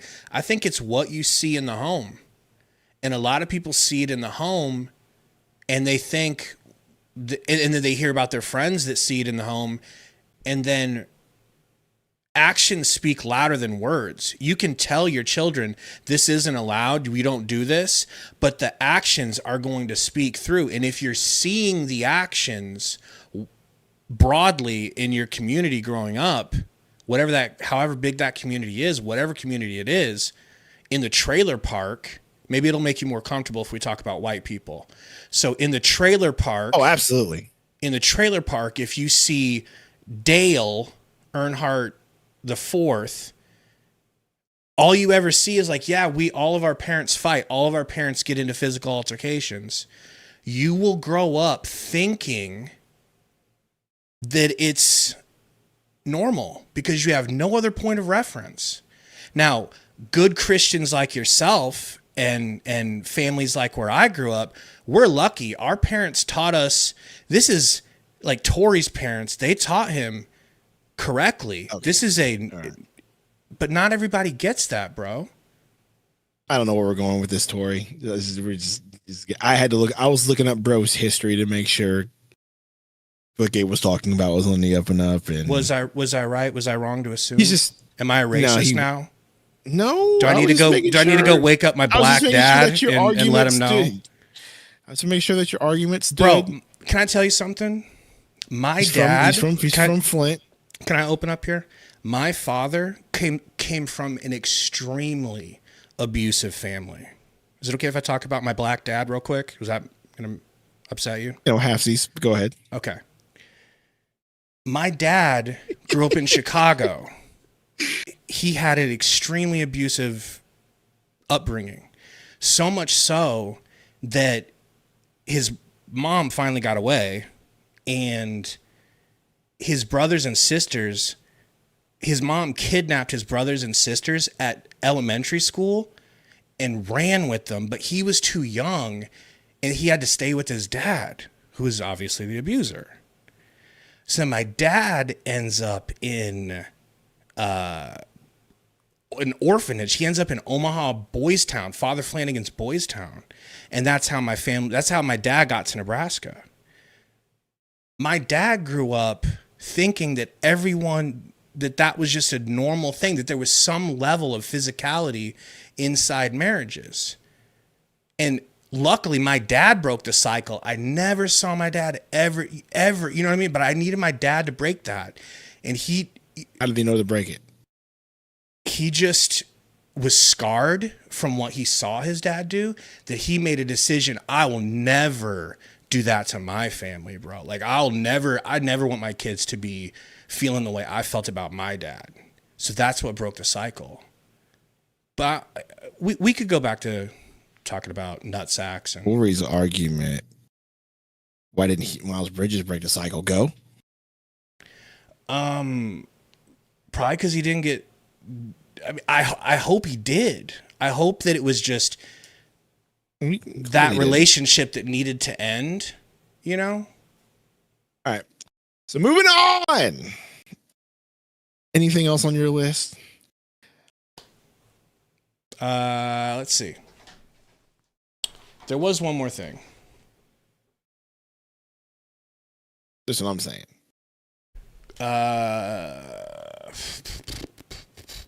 Roster construction trade-offs. Okay. Team loses versatility, 3-and-D forwards and wings. Now has another roster hole to fill, shooting, potentially requiring more moves. They're saying that's a problem, but I think that's kind of a benefit. Like, I'm happy that we have... Definitely a benefit. That you have flexibility and you're able to go use your MLE and get to replace the 3-point shooting you're losing with Grayson Allen, or just use a younger guy to do it. Yeah. I don't think that's a problem at all. The positive. Huge positive. I want huge Kennard positive. Or Kennard, and I will learn how to say his last name if we get him. That's Kennard. Clear cut what we're looking for. And I'm pretty sure he balled out last season. You know? Sexton or LMAO Shamet. Tori said that I'm right about Sexton and that Sexton's more of a point guard. But what was his 3-point percentage? I can look it up. Who? Sexton? Yeah. Or Kennard? Sexton. Sexton, look up Kennard. Okay. Colin Sexton. Luke Kennard, good old 30-year-old. Played 78 holy games last season. shnikes. Shot 47% from 3. 47? Last season? Sniper! Give me Kennard and pay any price you got to. That's what I mean, Tori. Sorry, I don't mean like a true point guard, like a facilitator. I mean like ball in his hands point guard. Exactly. Thank you. I gotta wipe my eyes and make sure I'm seeing this right. Bro is a 44% career 3-point shooter. Is that what I'm seeing here? That sounds like Grayson. That's the guy. No, not Sex. That's the guy. I don't care. No, we got rim pressure. Who cares about that code? The Kennard's the guy. Kennard's the guy. That's my 1A, I think. That's one, and one. Plus, he's white. That's got to count for something. He doesn't shoot that much. It doesn't matter. He's going to be coming off the bench anyway. Right. You just want that threat there. He's not starting. Bridges will be the one starting. Bred to be a son. Yeah, that's the guy. Don't even give me no other names. However, that's the guy. And if it don't happen, I'm going to be upset. Give me the white chocolate. 41% and 40% the last. Actually, listen to this. Since 2023, Sexton's averaging from 39.3, 39.4, 40.6, 39.3, 41%, and 40%. Like he is a actual 40% 3-point shooter who could be a guard. Sexton? Yeah. I do like that too. But not as much So as it's Kennard. not I a do bad like option if you No, I do strike like that out on that. I do like Kennard, that too. you know. Not to Yeah, mention we Tori, still I have think we younger- we do still have have the young full options, MLE. too. Do we have the full MLE?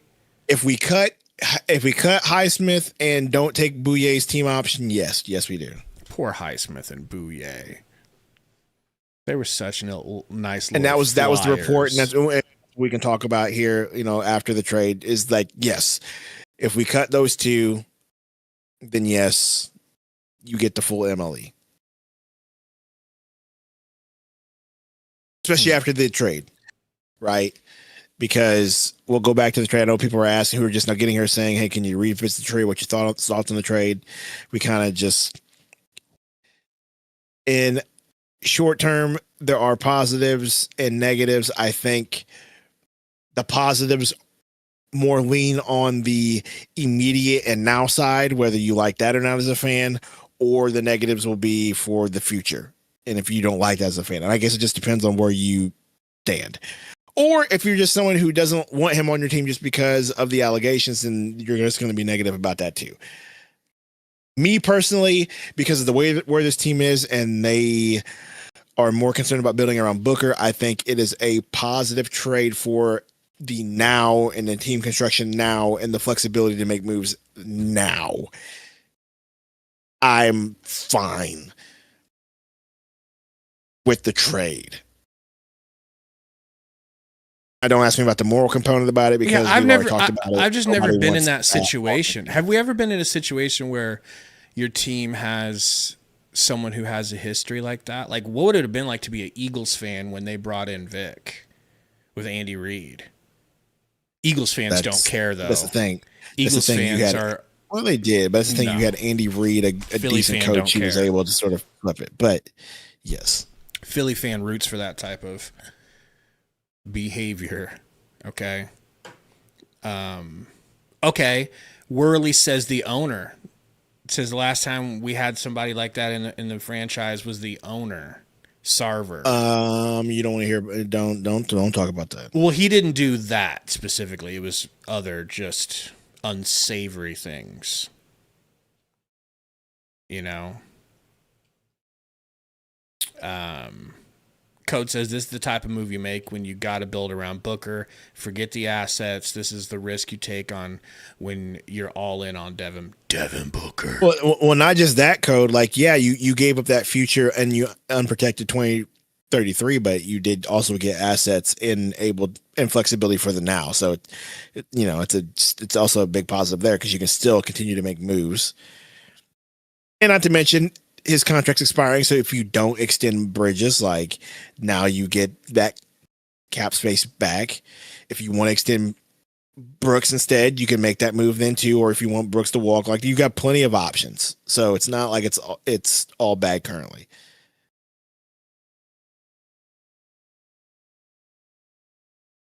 Someone had asked. I think so we're in agreement that it's Kennard or Sexton. Someone asked who's going to be our bench power forward. Definitely Rasheer. Fleming. It's Fleming. We were hoping It's he'd Fleming be the at this point. starter. We were hoping, but this trade changed that real quick. Well, it's going to be him competing with Cole Pete. Cole Pete was a first round I don't pick. think- I don't even Cole think- Pete was a I don't first think- round pick. Cole Cole Pete was Pete a got- first round pick. Koa Pete literally got picked one pick before Fleming did. Well, that exposes Now- me. Okay. Now, to be fair, Koa Pete was also spoken of as a lottery pick for quite a few other people too. So there's always that. But my point being is they're definitely going to give Koa Pete the mouthwash treatment a bit this year. And so Fleming will be the one to get the nod at backup for. He has the experience in the system. He actually is a decent shooter. He doesn't have a lot. He's obviously got to improve in his game, but his game is a lot more polished at this current time for the NBA game than Koa Pete's is. And speaking of Fleming and Pete, Summer League. Is going to be the most lit summer league we've ever covered, dude. This will be the most, that we've covered. Absolutely. This will be probably one of the funnest summer leagues that we've had in a long I'm pretty time. sure I'm going to be there for a game, too. Glad you are. And I'll be Their streaming last the game game. that you're at, bro.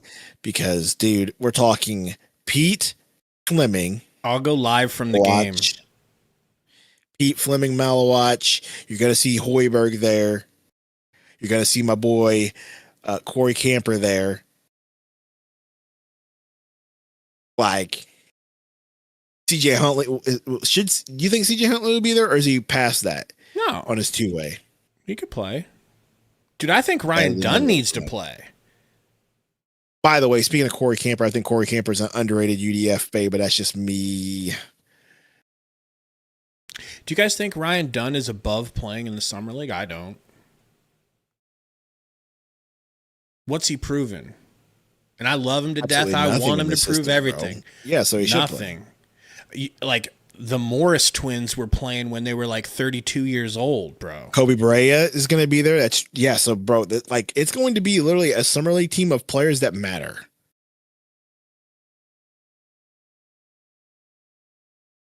Yeah. Hova Dude says Dunn took a huge step back this season. I don't know. That's the next guy I want to talk about, because I don't know how he takes a step forward now with all the other additions, other than flat out outplaying them in practice. That is also true, dude. What do we do with Ryan Dunn? Where's he going to go? Well, Where's he back gonna up play? 3. He'll probably be back up 3. Oh, so now he's a 3? I thought he was going to be our 4 of the future. Oh, I don't think you have much choice now. I think he'll be a backup wing 3. He just needs to start shooting better so Ott plays him. If you look at it, he's going to back up Brooks in the way this team's currently set up.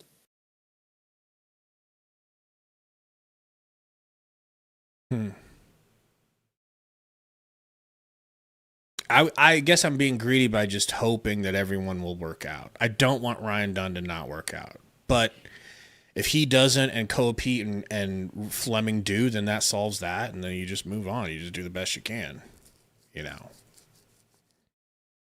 But it's interesting that like Oso is like above approach. Maybe Ryan Dunn's are written this year a little, Hope not. Except he doesn't get injured that much. But it's Well, just you know like, what I mean, though. But like the guy you had big hopes for. Do you still want Oso out the league tomorrow? Do you still want Oso as that backup 5 for sure? What other option do we have? Malawatch. Okay, what other option do we have? Malawatch. Say what you say about Oso. At least Oso's game is somewhat at least his role is somewhat defined on this team. Malawatch is just, he still got to polish his game up. He still has to develop more. So honestly, that's tough for me because I want to see Malawatch get more minutes and I want to see him develop, but also I trust Oso more at this point, even though he does have his flaws, but I do trust Oso a bit more than Malawatch at this current time. Pause and just think about where we were when we got Ryan Dunn and Oso in the draft. Remember, we had no youth because we had all the same draft. I thought Bray was the year after. No, you're right. Okay. Yeah, year after. So yeah, you're right. So we got those 2 young guys, and we were so happy because it's like, we got 2 guys that can develop, and these guys are like good-ish now, and they're gonna get better, and like this is so fun.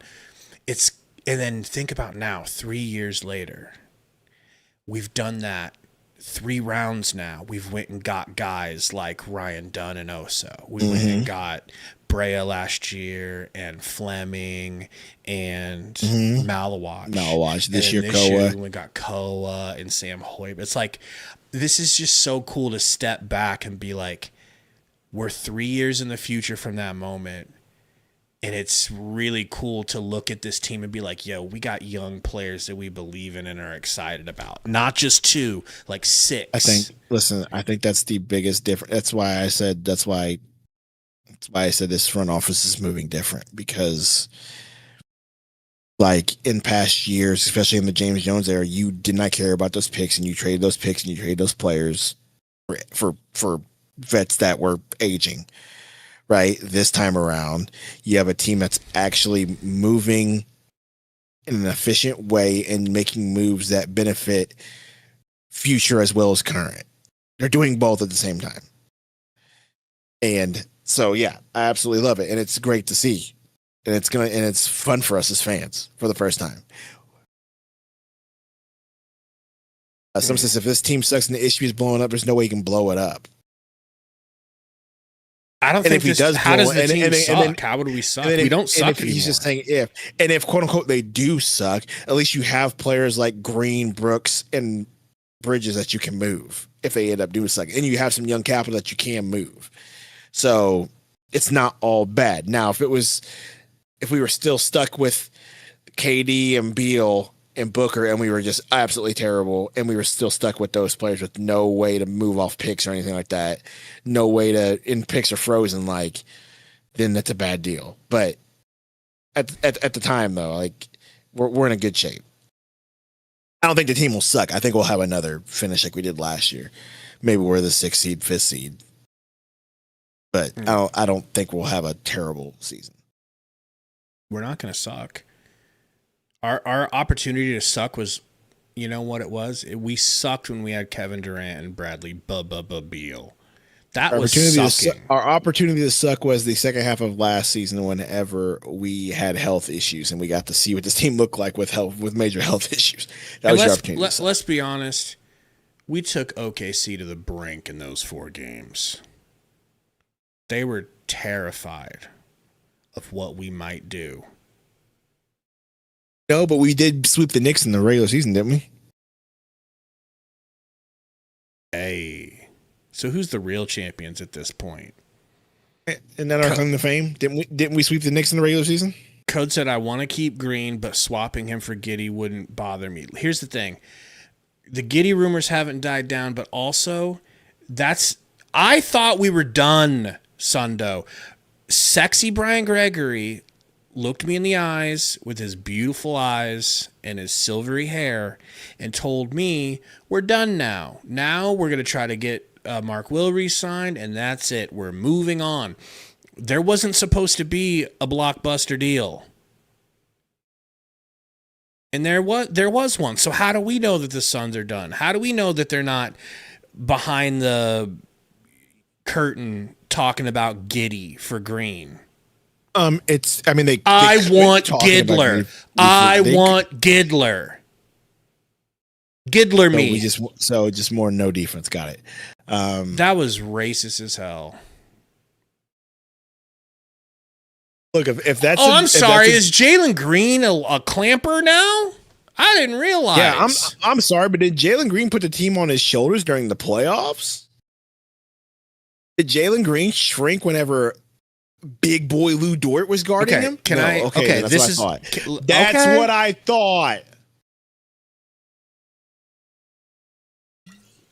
Gloat though. Hear me out, okay? Let me explain something to you real quick. So, this is Tori, you got Kenny for real making videos. You got people like it's a big deal because of who it is and what happened and how much we gave up. You're right. It's not blockbuster like a Giannis thing, but it's mini blockbuster. It's block blister. Sundo. You know how we've talked about what separates Booker from getting to the next tier of play? Like what separates Booker from being, he's like in that middle star tier, clamped up, locked up in that tier. Okay. He's probably 2 tiers below Luka, 2 tiers below Joker, 2 tiers below SGA. Now, why? His defense has improved, certainly. His playmaking has improved, certainly. Not enough. Luka Doncic takes over a game. He controls everything. Joker controls everything. SGA flops and controls everything. Devin Booker scores and helps out by being a connector. That is not the same as having the ability to control everything. Now, let's go down a notch even further here. Jalen Green is a young Devin Booker, not on Devin Booker's level. Same style. Scorer, connector. Josh Giddey's probably in that tier too, but Josh Giddey is a floor general, game controller, takeover guy. So you're replacing a scorer, connector, with a guy who can control everything.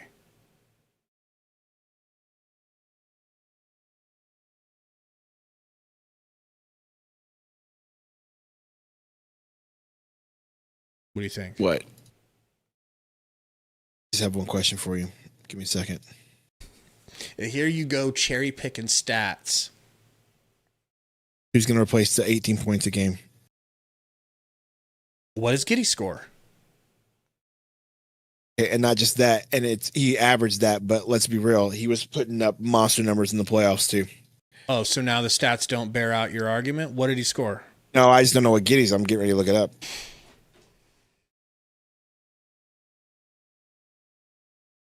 Could be 100% wrong. To be fair, this is actually this is quite nice. I actually do like this stat line.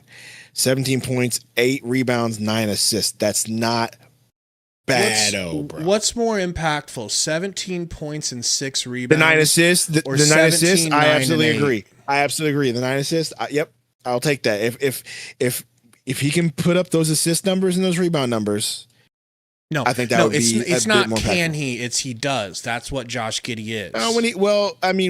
If he does get here, then like what? How does Ott run the offense? Blah blah blah. You know what I'm saying? But yes, I think he possibly could play off Booker Torrey, but we'll see. Of course. I wouldn't be against it. I wouldn't be against it. It's always been my opinion that I wouldn't be against it. Booker needs a floor especially now general. that you have Bridges. I wouldn't be against it. Like if you use just like, hey, we're going to Green for Giddey, I wouldn't be against it. If we got Josh Giddey for Jalen Green, I would think that it would catapult us into the middle tier of the Western Conference. 4, 5, 6 seed. Baseline. Dude, I think they are prepared to move with Jalen unless something comes up that they like that's better than that they deem that's better than Green, for sure. That's a good question. Boom says, why would the Bulls make that trade? It seems like they're looking to move Giddey. They haven't been able to move him yet. And Jalen Green had an upswing of a year last year. He looked really great last year. And this is the Bulls, and they're cleaning house. They're changing everything. They've changed everything. They have a whole new front office. The way it works, though, is they're going to have to get some sort of capital because Green has what? He's got his year plus his player option. He is extension eligible. You don't right think now. that we just? He has 1, 2, 3 years left on his. You don't think we'll just try to turn those picks we just got from the that's my Hornets point. around? And That's my point. We're gonna have to do that if that happens. Sharknado, Giddey is becoming special. So I don't know that we don't have a pick to draft a The same point guard age like as Giddey. Jalen Green. This could return Booker back to The his. more I keep looking at it, I keep liking the idea more and more. So you're not gonna get me to push back on your. Doesn't mean little I idea don't here. like Jalen Green. Doesn't mean that at all. Very appreciative of him and what he's doing. It's just we've been stuck between a rock and a hard place since we traded for Kevin Durant. So all our decisions, almost all of them are tough decisions. That's what's so impressive about Brian Guegawi is bro is killing it with less than a favorable margin to get it done, you know. Tori says Booker with no shooting around him doesn't make him better. So that's the problem, right, with getting rid of Grey Goose and Royce. I mean, I don't see how that becomes Giddey's problem. Goose, not so much. Because I'm pretty sure Jalen Green shot 33% from three last year, and so did Giddey. It's not much different, and you're getting a ton of playmaking, and you're giving Booker the opportunity to be him, to be his best version of himself, which is he gets to be the shooter. He gets to score because Giddey can actually get him the ball. This is actually true. Booker is a way better set shooter than he's a moving shooter. Also true. I mean, Giddey is in the Marco Rubio. He's in the Marco Rubio, Ricky Rubio mold. Jalen Green shot 31% from. Okay, so we're improving shooting from three, year. Tori. We're improving.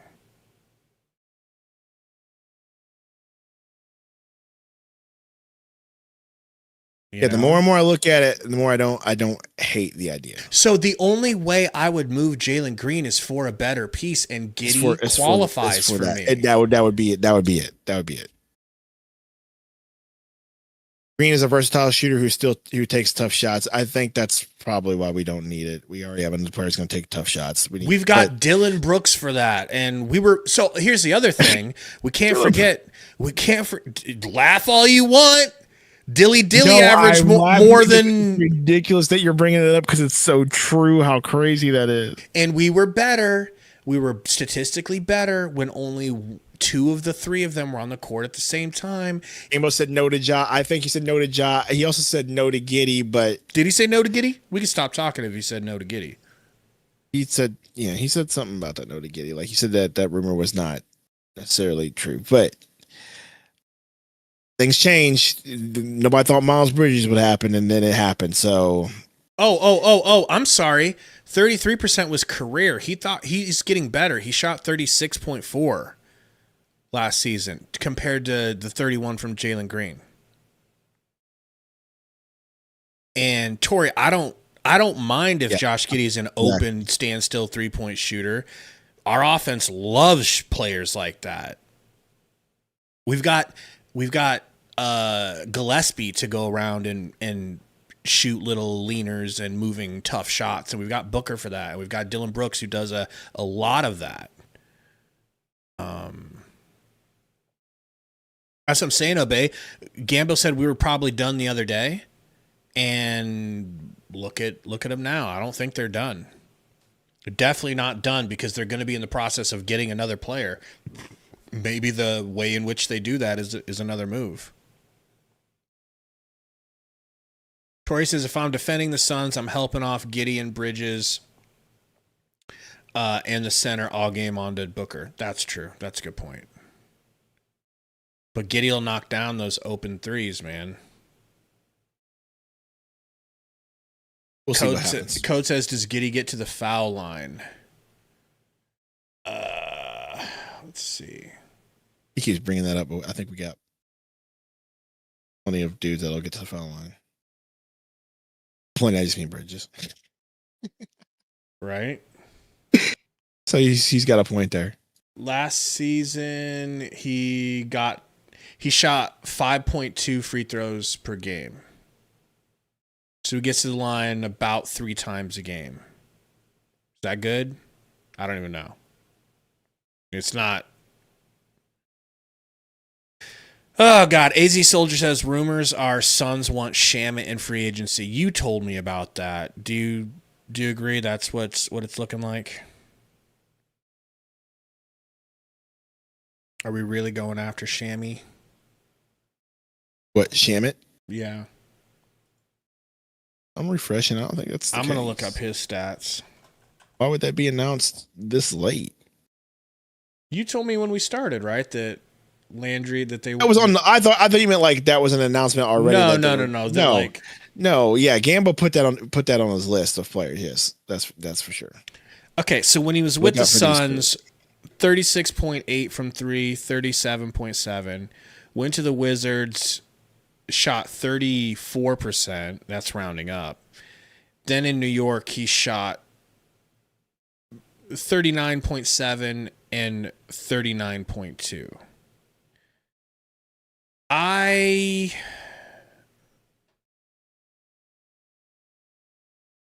don't know, dog. Do you want him back at that shooter spot that we're trying to fill? If he's the only option that's available, sure. Yeah. Okay. So you. But would, I think, I So think he- Kennard and Sexton and you're way better options.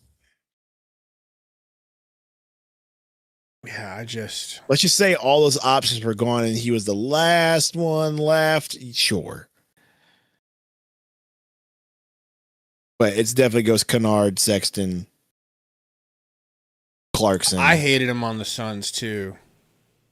I really did. And the fact that he was allowed to just shoot every trick shot available and not shoot set shots. He just looked like he was trying to impress hoes in the front row at all times. It's like, dude, what are you doing, man? Just shoot normal. Is Grimes available? Of course we would want Grimes. I don't know if he's available. Saul He is B. available. Chris says Saul B loves Shamit. Hope you're watching, Saul. Does he? I was excited for him, and then he rubbed me the wrong way when he was here. It could have been other circumstances. It's just like we weren't a good team anyways, and we thought we were supposed to be, so some blame gets placed. Bruce Brown is better than all these names. Is he available, or is he still going to go back to the Nuggets? Bruce. Yeah, there was that Aaron. I forgot about that Aaron Gordon Christmas poster, bro. He is a little on the older side, too. We should probably be sticking with youngins. 29, I don't know. He fits the Booker window, but I guess it'll be Booker's decision. What up, Alex? Tori says Bruce Brown sucked last year and doesn't help the shooting. Yeah, he might have been a flash in the pan with the Nuggets. What are you looking up? Anything? Looking up some stats to cherry pick, huh? Trying to stat mog. Like usual.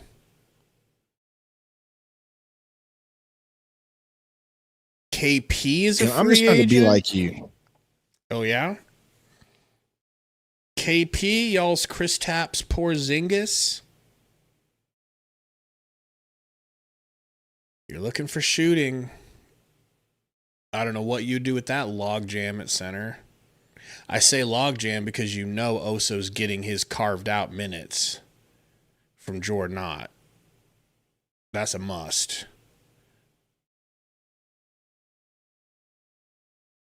How excited was I for Koa? Very excited. I think Sundo's exactly right. Did it really happen, Tori? I think Tori- he's just posting. Tori with I've the been 32-month membership saying Jaylen Brown to Portland. I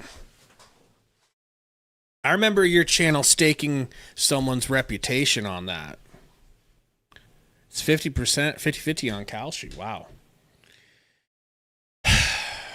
Sundo, what else you got for me? And I mean, with the free agency's coming up, I'm excited for that. 2 days, we get to do a live stream for that. We'll get to see what happens. We still have the Suns still have a decision with Haywood, Highsmith, and Bouye. We'll see what happens. If you see those two get cut, then you know for sure they're signing somebody in free agency. If who gets signed? If the team waives Jamari Bouye's team option and Haywood Highsmith gets waived, then you know for sure they're signing somebody. Right. Like they got somebody in the bag. I thought we'd be a lot more happy when we got Bridges. Maybe it was because the concept of adding Bridges to Kevin Durant, Bradley Beal, and Devin Booker, maybe that's what was fueling the willingness to really look past everything. Right? It's like, oh, now we get to add them on the new iteration of the Suns. It's like, well, yeah, but we were trying to front run with talent.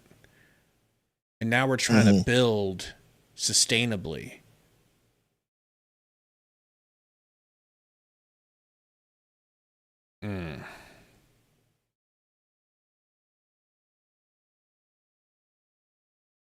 We just love the trade.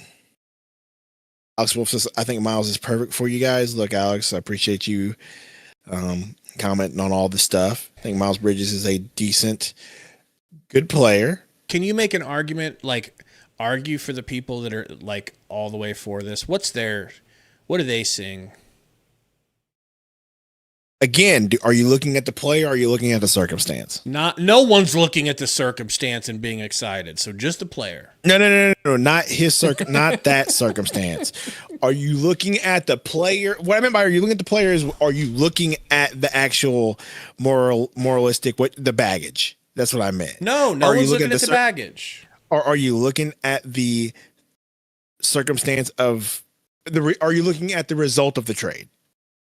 Which is you traded two guys that you probably weren't going to keep on this roster after 2 years.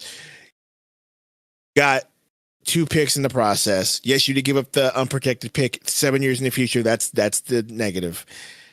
But you also gave yourself flexibility for unfrozen picks and roster moves, et cetera, et cetera. So it just depends on what angle you want to take. I think if you're a person who's focused on the now, which I think most Suns fans are, because they know that we're not quote unquote in a win now, but we are trying to make sure that we have a good team to field around Booker because we want to win in the next season or two, then yeah, this is a good move. Because it does give you flexibility to build upon that. But if you're somebody who thinks that this team's not worth snuff and don't like Devin Booker, which a few people in the chat are, and you think it's dumb, then yeah, you're going to say, yeah, that was a dumb move and we shouldn't trade our unprotected pick.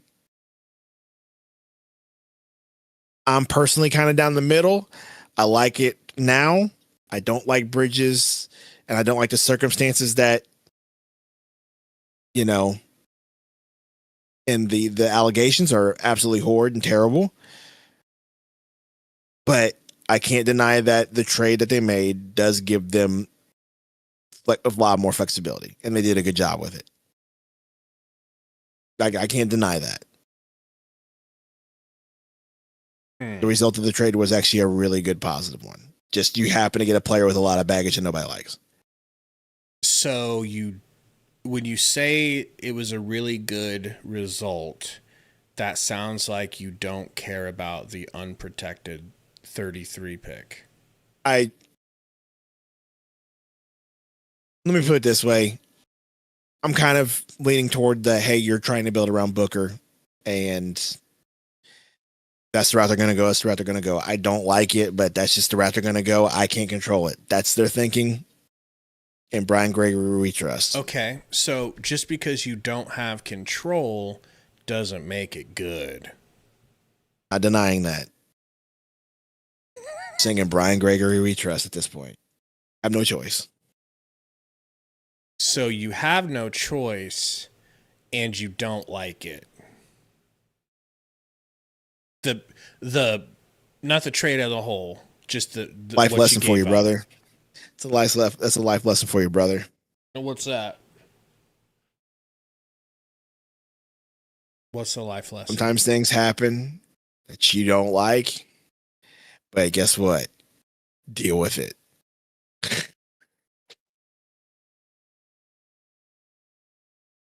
Coach says, so what you're saying, Sundo, is that they should have just traded Book for assets. If that's the way you want to take it, Coach, sure. I don't. Coach, if they would have done that, take it that way. If they done that, I would have been fine. We're going that route, but they didn't go that route. So guess what? Deal with it. Life lesson. This is the circumstance that we're in right now.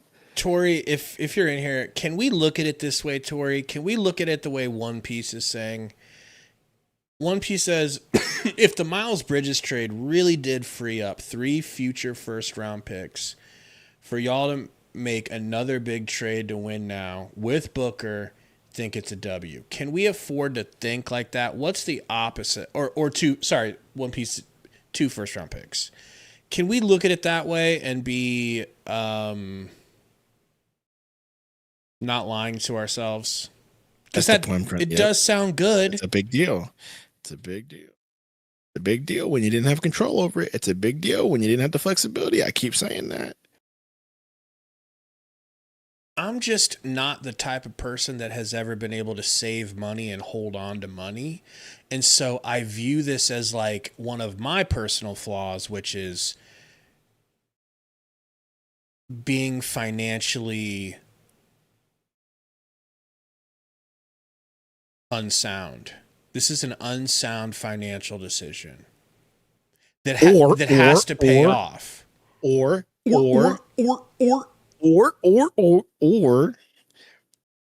is this a financial responsible move after you made a whole googob of financial mistakes a few years prior? And this is your way of making sure that you can stay afloat.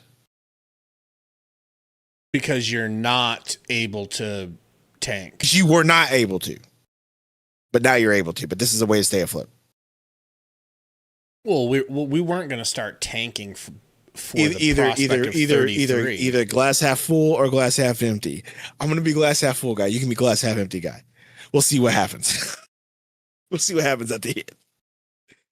Tori says, I think the 2033 unprotected first is much better than the 2 firsts that they're the worst of a bunch of teams. I don't disagree. I just don't.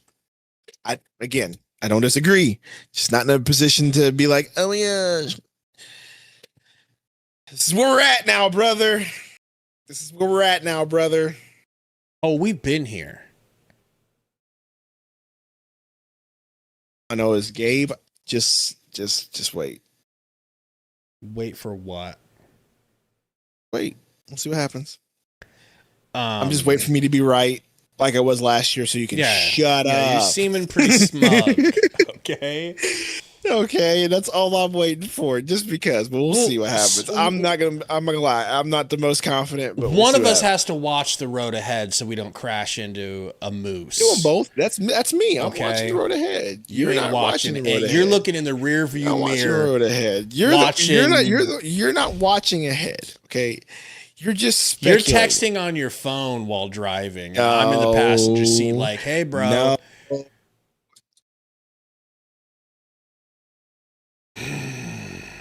Anyway. That's true, Luigi. We made a trade, though, and it's exciting times because we didn't think it would happen. So now I'm just like, hey, if Bridges can happen when they told us it wasn't going to happen, then anything is possible at this point, and I can't wait for free agency.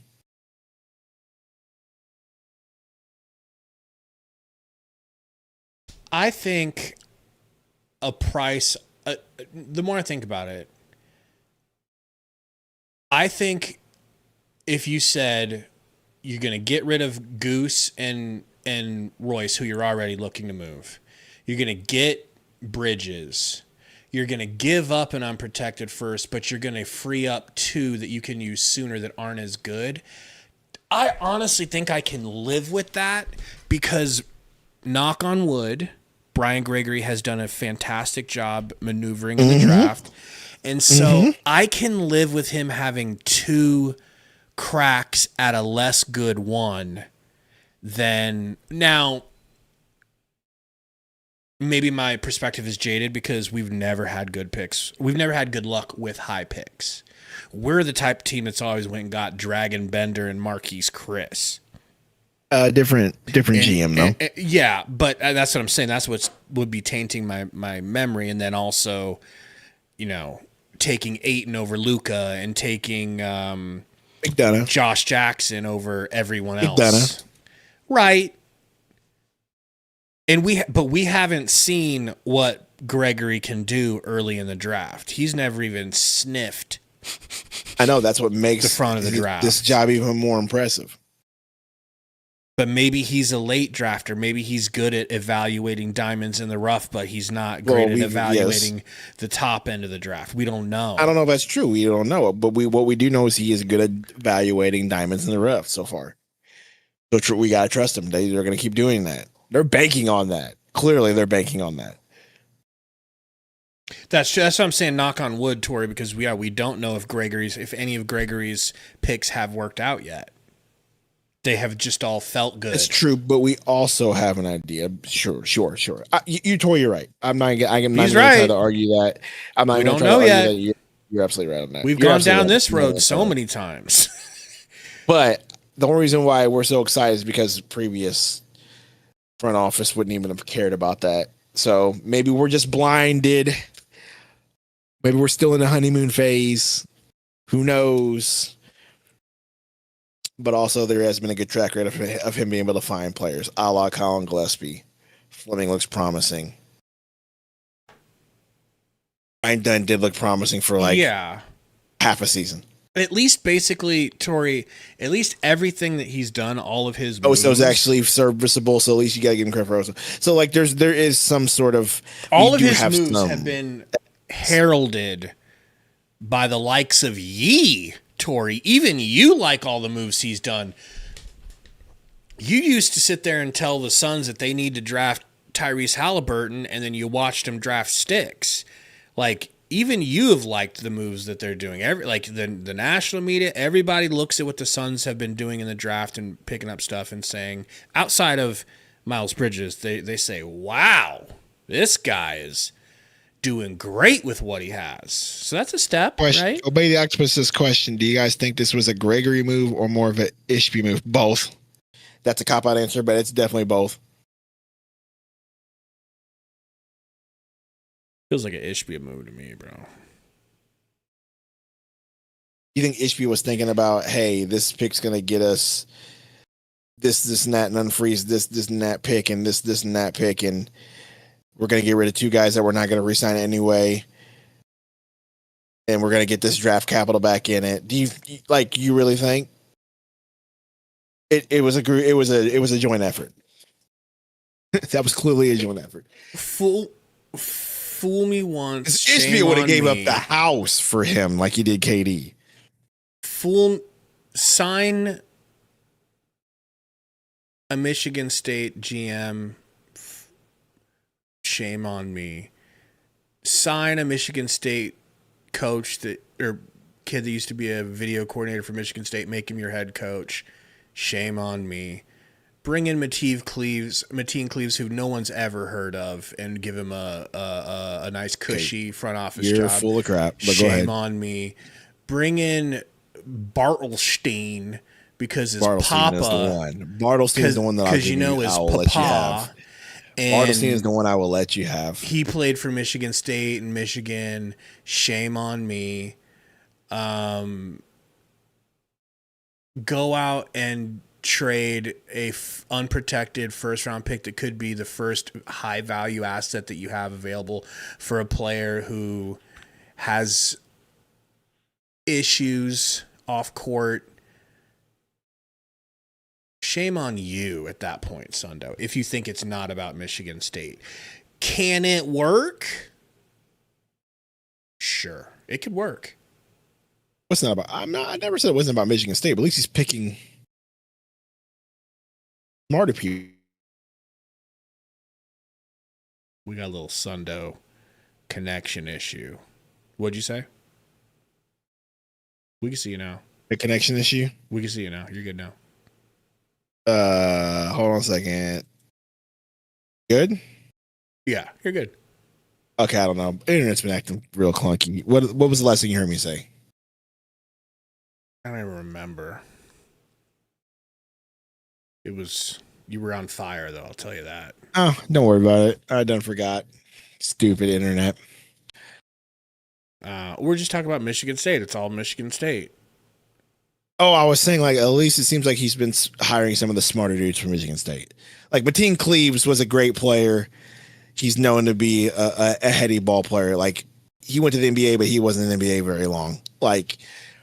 He was known for being a heady player. So, Mateen Cleaves, I do like the fact that he's on your coaching staff. Even though he's from Michigan State, he actually is a heady ball player. Brian Gregory seems to be a smart executive.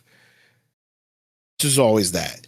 Bartelstein's the one. Here's the issue. But Bartelstein is from Detroit. He's not necessarily from Michigan State. He just worked in Detroit. The issue is we're mining for gold, and there's gold all over the world. There's all kinds of spots in the world that you can go and sift for gold.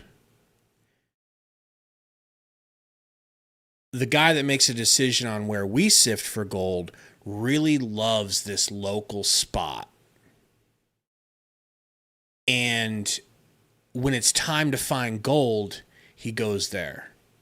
And you tell him, we could go anywhere in the world. And by process of elimination, by mathematical probability, there have to be better places to mine for our gold out there. No, I want to go to this one spot in the world where I went to school. That's the only place I'm willing. That's the first and likely only place I'm going to find gold. I don't want to know what kind of Lithuanian gold they have. I don't want to know what kind of California gold they have. Don't care. I'm just going to limit myself.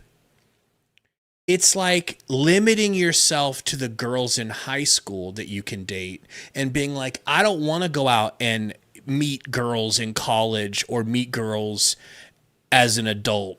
No, these girls in Blair, Nebraska, where I went to school for a year, these are the only girls I need to see because I went to school here. That is absurd. It is absurd to only hire from one place. Unless they are the absolute gold standard. And you're getting Tom Izzo, which they tried to get. Did they get Tom Izzo? No. They went for one of his video coordinators from the year 2015. Hey, you used to push rewind on a tape deck for Izzo, right? Have you ever thought of head coaching?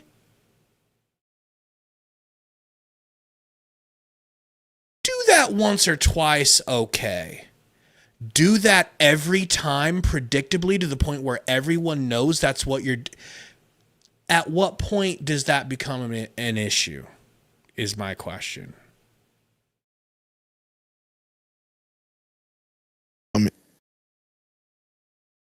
Is it not an issue now? I think we'll find out if it's an issue now with the Jordan not. What are the odds that that hiring process leads to greatness?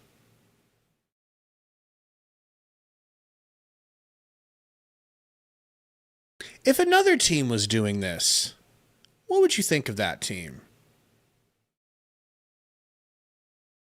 If you saw the Washington Wizards hiring everyone they could get from one school only, would you look favorably upon that? I don't know. Probably not. That's all I'm saying. When's our next stream? For sure, it's going to be on the 30th during the day for free agency, Gabe. The 30th. Oh, my God. Got less than 48 hours away. 36, maybe. And then we have one of us, if not both of us, have to put a video out on who the Suns are going to go after because they'll probably sign somebody tomorrow. And officially do it until the 30th. At 6 p.m. Eastern. Oh, that's what they're going to do. They're going to do it in free agency. They're not trying to trade for a shooter. They're just trying to sign one. I mean, they could make a trade, but the reports are but the reports are a signee, not a AD. Okay. Unless you want to farm a Giddy thing and make some BS up. Unless you're doing that, I'm going to sleep. Yeah, we can do that real quick. So be looking out. Be looking out for our video tomorrow, folks. And a stream coming up in a couple of days. Hit the like if you haven't. Subscribe if you aren't. Thank you for helping us out by watching with us. And Sam Hauser could do well too, Code. I like that pick. We'll see you guys soon. Everybody wish Sundo some good sleep. We'll see you guys soon, man. Go Suns.